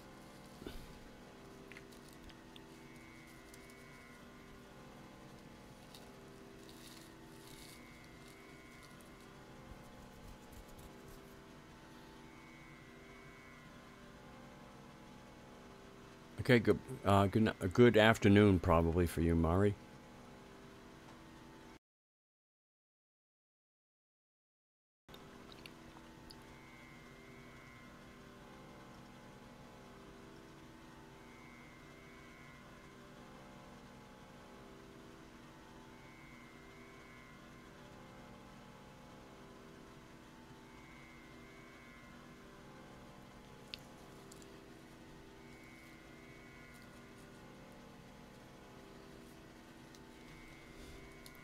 I almost wish I had a Monty Python DVD to watch.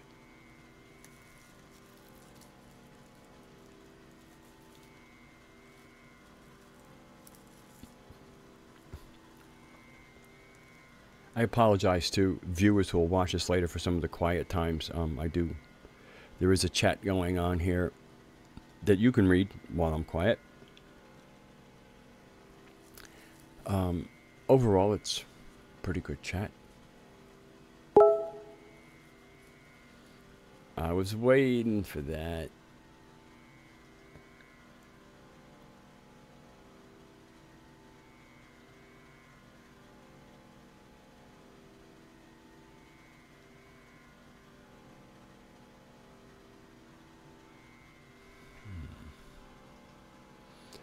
So apparently there's something going on about a library. And something that people that might be, I mean, I think I have a feeling that I have not seen everything here, but there is a moderator or two here who's kind of watching things. So what is this library thing?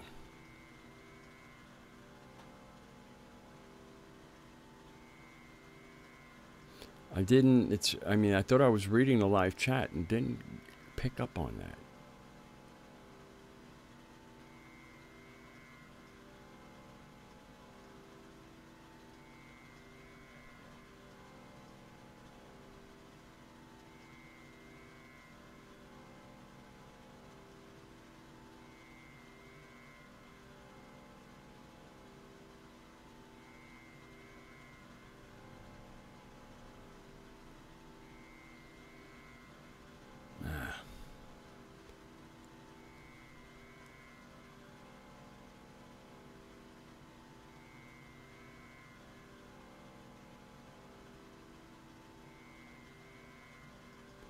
Callan asked a good question. Do I think humanity will settle into that world in our lifetimes? That's a very difficult question, and it won't be the first time I've considered it.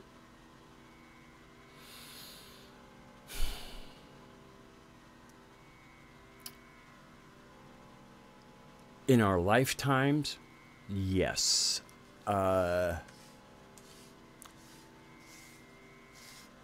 It's really, there are people who are getting visions of two Earths. Almost like a mitosis. I don't know how realistic it is, but it is certainly showing up for some people in their visions and dream states, and almost it's like something, as you're doing your meditations, it kind of, as you're trying to find like some kind of calm or sanity, it's almost like this vision comes in.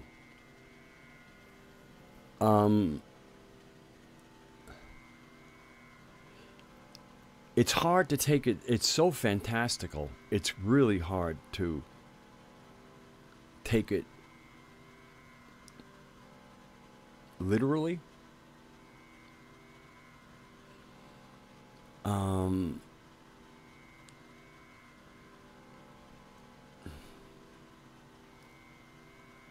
I can't, the fact is I want us all to do this together. So there's something about that scenario that at least would create two worlds. One based on where you think, in many, you could be, is there really a possibility for those who know that they're part of this earth, part of nature, and and then those who don't know that, whether or not there actually could be an energetic thing where those who understand the planet they're on will get that planet, and those who don't even give it a thought really will have that planet.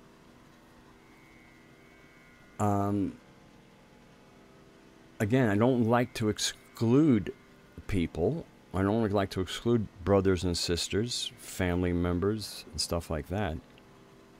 And of course, none of us knows necessarily, even if that was, well, where would you be? Well, I'll tell you something. If that were the case, I know that I'd end up where I belonged. And so that, whatever that is, you'd be where you belong.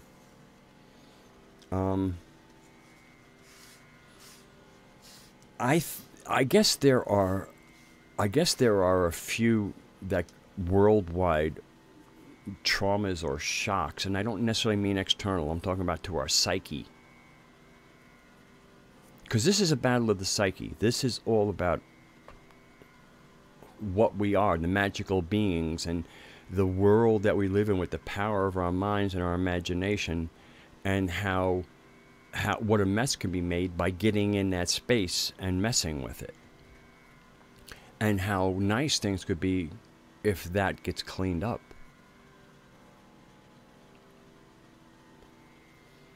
So, with the right shock therapy, I guess we could live in that world.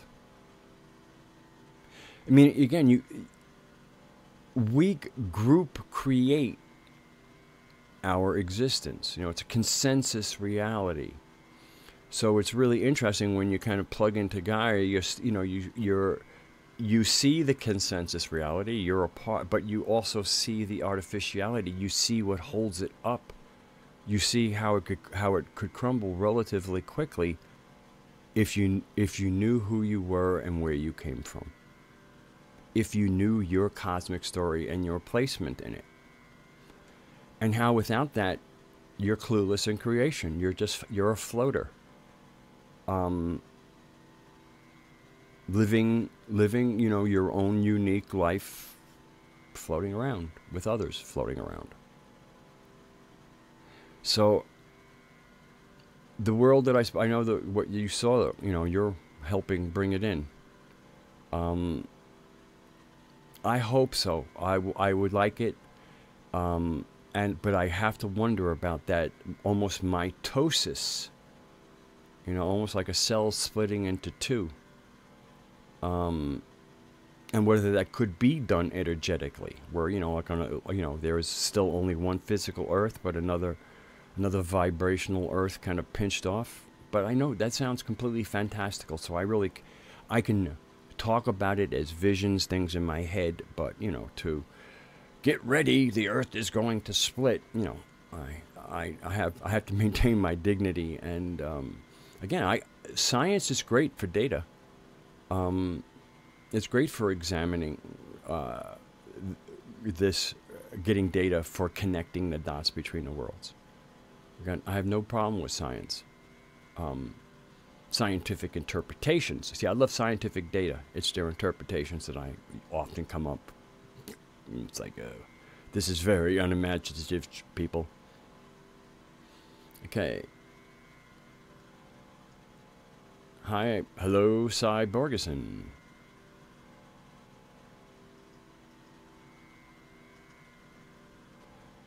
And bringing us some early TV programming in the form of Almond Joy and Mounds.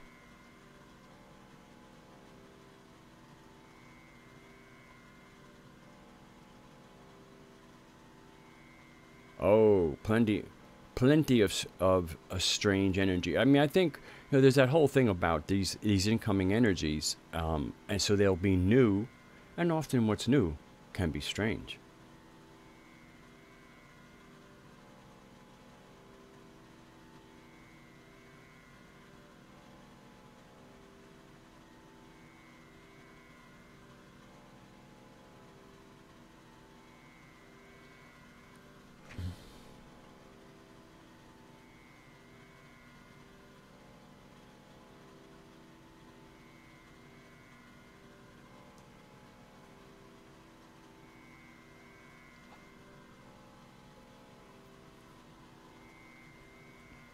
Yeah, I'm all, these cosmic winds, stir it up for everybody. When the wind comes through the campsite, everybody's got to deal with it. But who knows? I mean, I would love to see something that, I don't know, shifted people in a way that they could, finally do the work they need to do in their first 3 centers of consciousness so that they could break out.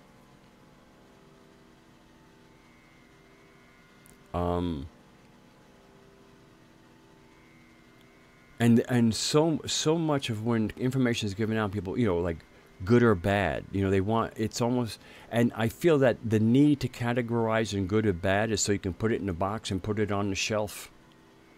Because knowledge gathering is like that. It's kind of like, another book on the shelf. Wisdom is you making use of knowledge that can turn into action of utility.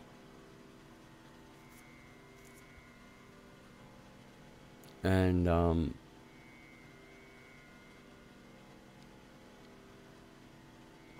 so it's not, we're really not just kind of about gathering knowledge. To me, what we really want is wisdom to form from knowledge gathering. And when you realize that you're looking for wisdom rather than knowledge, when you're looking at things, you go, "Oh, I haven't heard of that." Yeah, but what's the utility of it? Now, some people go, "Well, it's interesting. I need some downtime." And if you do, go there. I mean, it's just everybody we have things about energy waves, all kinds of things that happen. We're in a state of flux and world change. To me, this is a time to kind of do a little triage on your knowledge gathering so that it accrues to some wisdom that can result in wise action should action be required. Knowledge alone will not give you sometimes what you need to act. It's wisdom that will inform your actions wisely.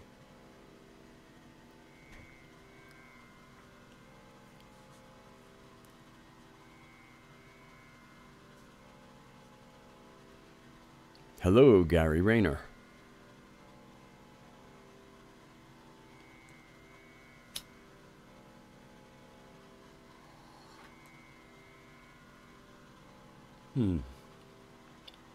I was in the mood for a little bit of a cigarette.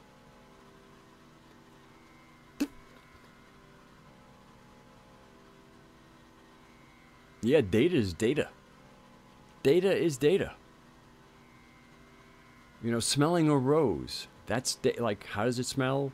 Like, I know that the ones in front of my house don't have any scent at all, where the ones that grow on the side don't have much sun, so they don't give me any flowers, you could lose yourself in their scent. It's data. This way here, I don't waste my time on the little tea roses in abundance and wait for one of them big old fat mama voluptuous roses to put her petals out, and then I just go stick my nose in her petals.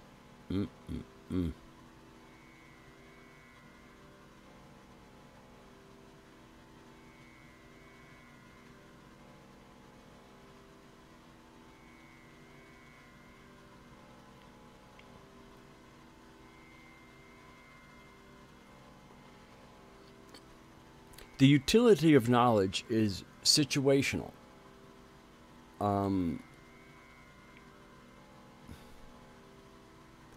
Knowing how to dig a well is knowledge you want when you don't have water. Pretty useless in a flood. So, the utility of knowledge is purely situational.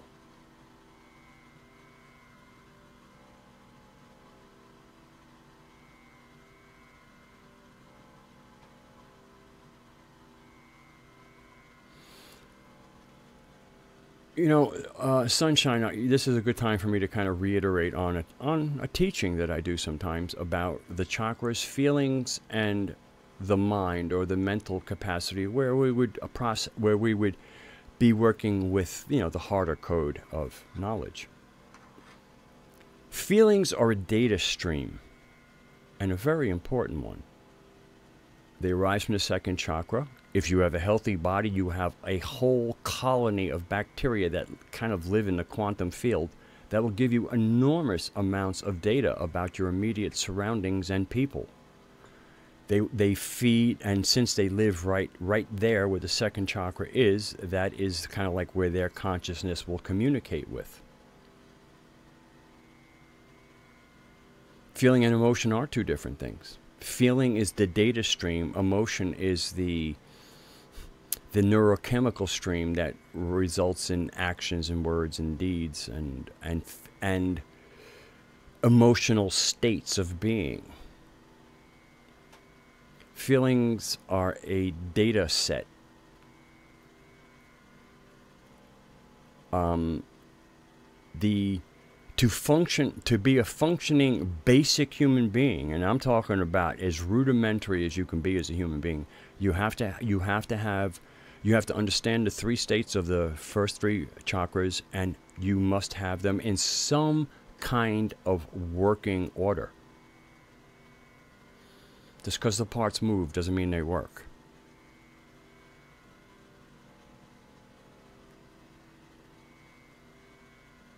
No, actually, that's not a bad joke, Lee. Air and water are two different things, and that's one of the reasons why knowing the esoteric kind of lay of the land, you know, metal, sword, and air, you know, how they go together, water and cups and stuff. And you see that elementally they're very different. And so that's just more wisdom in our faces to get things kind of correct. Feelings can be pre-programmed, and most people who are, I mean, you can tell in the language whether it's a program or not. Programs react pretty much the same. The reactions of social justice warriors, that's programming. That's all programming shit. I mean, you know, there's a difference between knowing how to treat each other well and with respect and what the SJWs do. So that wasn't a bad joke, Lee. That was very, you know, again, there cannot be a whole lot of progress made as a collective if some of us are still bouncing around in our first three chakras and are in almost constant emotional turmoil, the envy that results from that, the lack of validation, the seeing everything as an insult or an offense. I mean, this is because this is might have something to do with programming, but if people would do their inner work, if people who belong to New Age, woo-woo, alternative, whatever you want to call this, if they would do a little reading on the chakras and get that shit sorted out already, that's what's holding us back. I mean, yeah, we have this other thing, but our numbers, there is no small group of people that can hold back people who can hold back billions of people who know who they are. It's only possible because they don't know who they are.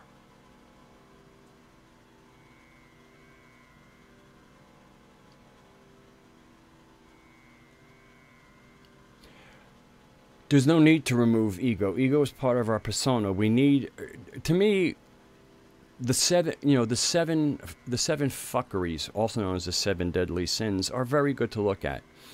Much of what we call ego often has to do with vanity or envy. Much of what we deal with is coming from one of the 7 fuckeries.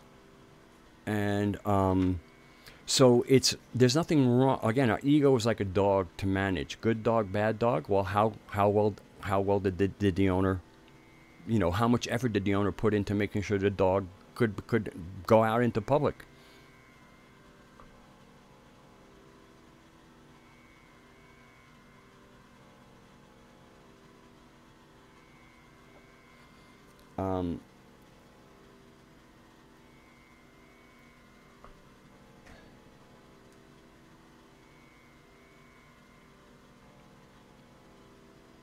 Were you saying that would be a reaction to negative stimulus? It's not.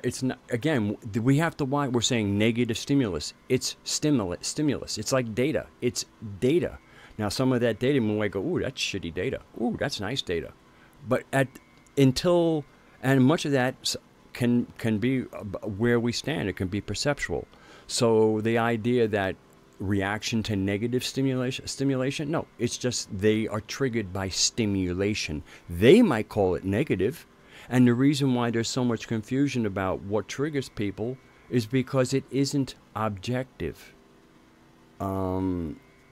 It's not, it's kind of like, it's these scenarios, kind of like we experienced earlier in the comment from Luna, where she's reacting to a scenario that isn't there. Hello, Fractal Truth.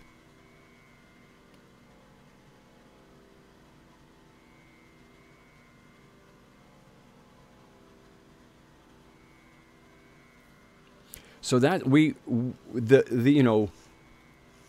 polarized language is it means if we express ourselves polarized in our language, that means that we're polarized in our thinking, because our language, the way we express ourselves, is the neuro-linguistic outpouring of what's going on inside.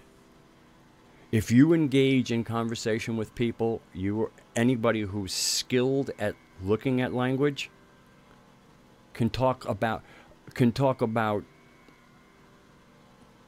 fixing cars with you and get a complete psychological profile if the conversation goes long enough.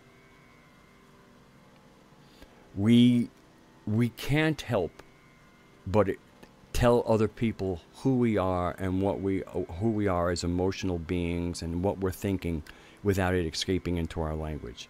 The only people who slip by are the people who don't speak a lot. You need some ore to mine. Without any ore, there's no mining. Oh, hey, Reemsy. You may have been here for a while and I just missed you and I didn't say hello. So this is the official hello, Reemsy.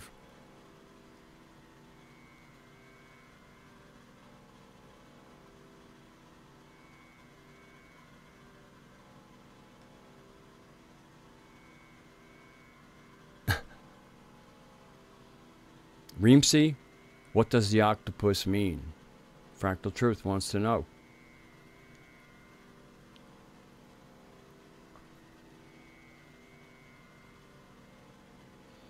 And I think you telling us will help us all in our Gnostic progression here.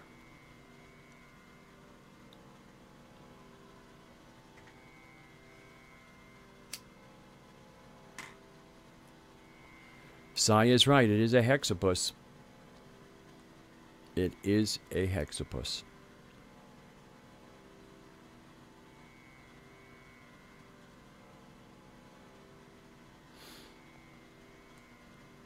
The interesting thing about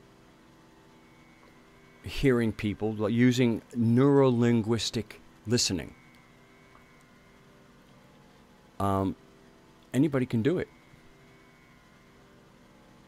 To do it well, you need to actually listen to what people are saying, have an interest that words mean things, and you can't be thinking of the next thing you're going to say while they're saying, or you won't be able to examine what they're saying.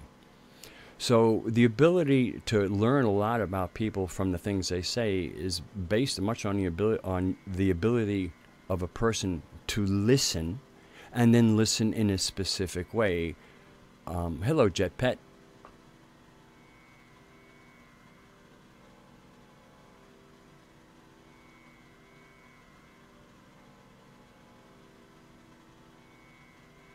BJ Mouth. Maybe I had to be there?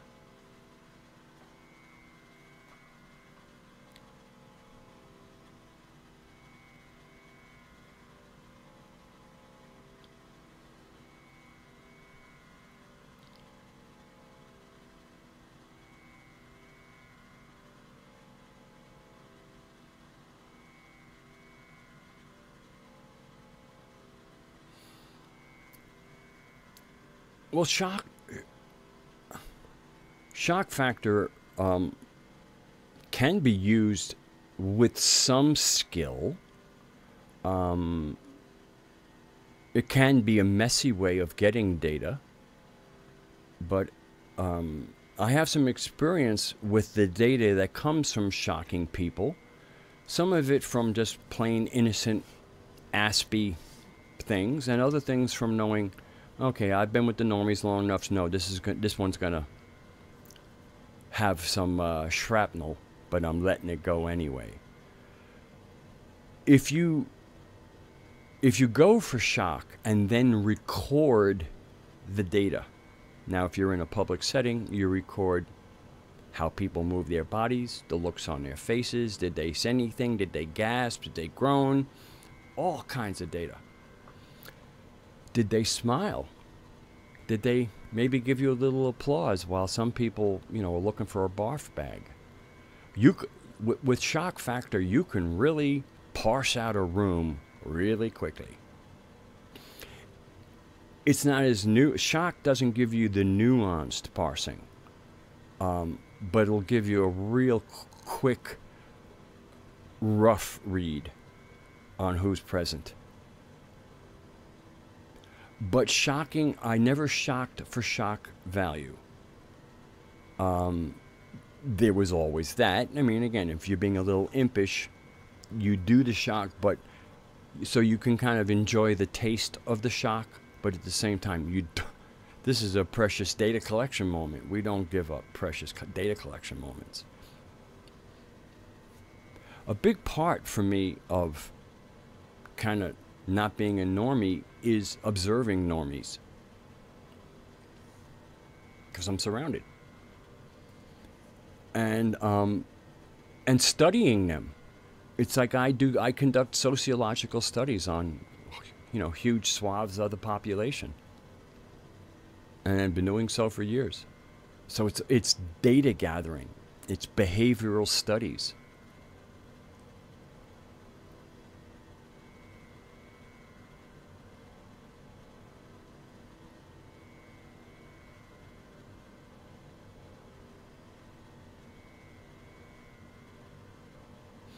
Too bad you weren't. I was sorry you weren't with us last night, Jet Pet. I played my guitar and sang a little song. I sang a verse and a bridge of a song of mine.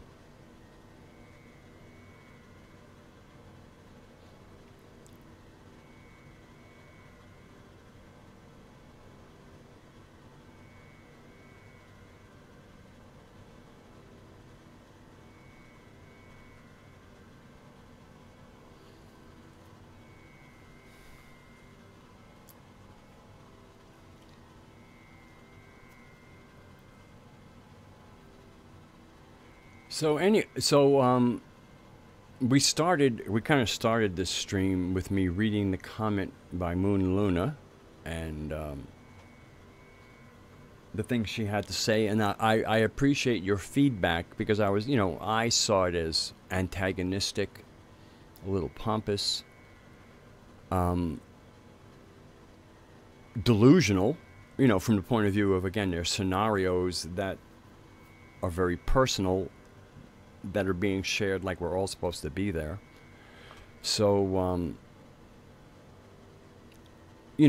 when you have a comment section, you can go and kind of make it so people's comments cannot be seen anymore. They can write them, but they just won't be seen. And I just feel that if I get further antagonism from this person, that perhaps I should just spare us all and remove her visible posting from the channel. Not to censor, but again, it's just like we're trying to do something, and there's somebody in a sideline that all they can do is complain. But Moon Luna is the name. She has a YouTube channel, and she feels that she's putting out a legacy. I would only, if any of you were interested from a humankind perspective, from decency, to investigate, to see what she's going on, Moon Luna is the name of her YouTube. I would be absolutely horrified and disavow, and the actions of anybody who go there and gave her some shit. To me, when people don't seem well, I want to leave them to heal. I don't want to be. To me, leaning on them and being shitty is not any way I want to roll. Nor would I if.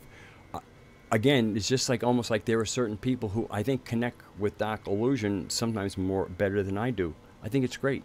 Whoever you connect with, you need to do.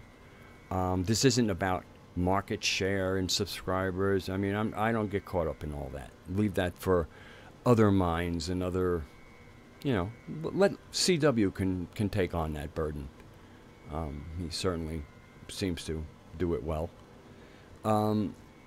But if there anybody, I'm quite sure within that there, as we're compassionate people, you can almost hear the difficult position she's in. You can almost hear her cry for at least recognition, maybe not help. So if you can do that for her, if you're interested in,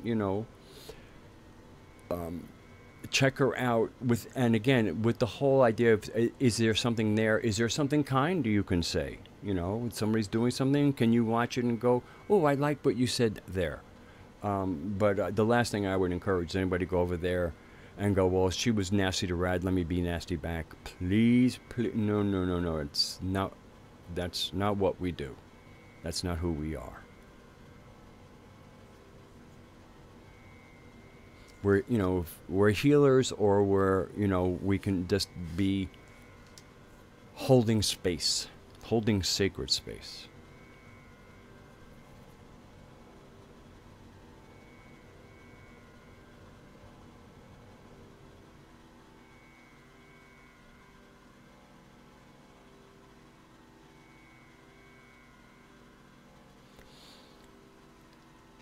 Yeah, tough love can. To me, it's best when we practice tough love and don't necessarily say tough love.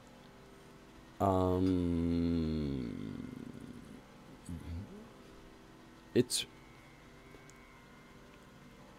an art. It's a skill.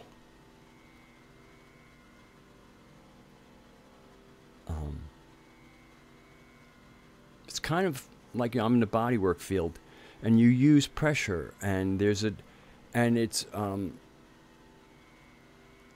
here's an example. When I'm using pressure in bodywork, somebody might say, "Oh, is that supposed to hurt a little bit?" I said, "Well, let me ask you, does it hurt so good? If I were to use less pressure, would you kind of lean into it so it could get more?" And that's how I use it. In other words, our own nervous system will allow us to know, even if there's pain, you go, "Oh man, can you do it a little harder? It hurts so good." Again, our language, how we perceive it, allows us to really get nuanced and informed. So if you're going to use tough love, in a certain way, it has to hurt so good. I don't know if she's she's Pakistani. Moon Luna is Pakistani. But she speaks English. She speaks English excellently. She's like a lot of people from India and Pakistan. Excellent English. I'm not sure what country she resides in. I mean, again, she's a commenter. I did take a look at her website. I did listen to something she had put out that was probably only a day or so old, and got a chance to hear the tone of her voice, see how her face moved, to make her real, to make her a human being.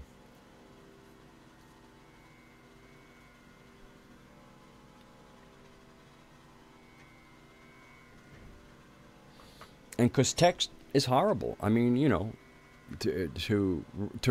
know we can't know anything. We know 20% of where somebody's kind of at through text. It could be more, but for something like that, I like to assume I'm getting less than I might be getting.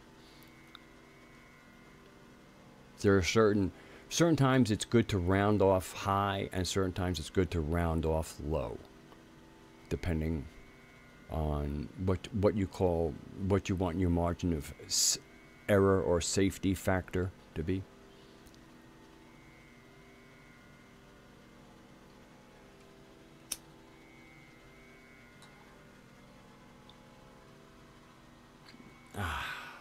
was really in the mood for that one. So, I had looked forward to tonight. I wanted to kind of process that comment as kind of a community, because we're doing this together, and I know I think all of us content creators have, obviously, it's kind of, there's a certain amount of responsibility comes on us to maintain the place, but it's shared space.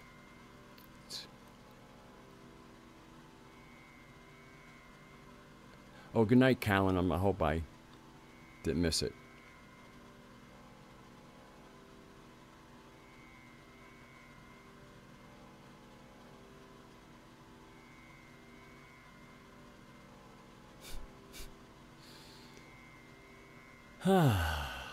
Yenta the moose.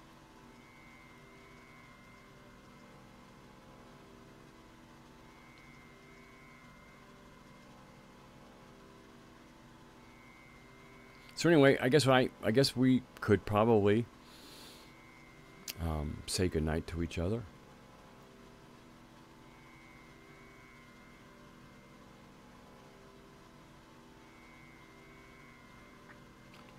And thank you all for coming to the live streams. It's been a nice gathering. We we have a nice crowd. We know each other.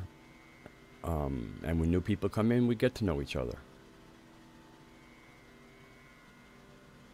Well, thank you, Lee. Hey, Jeff.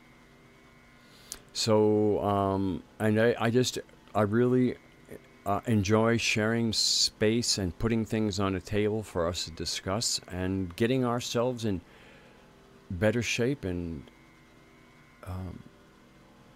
getting more magical. Because again, I cannot. I really want this. The thing I want to leave you with, it is where we're going and who, and because we're going to reclaim ourselves in our world.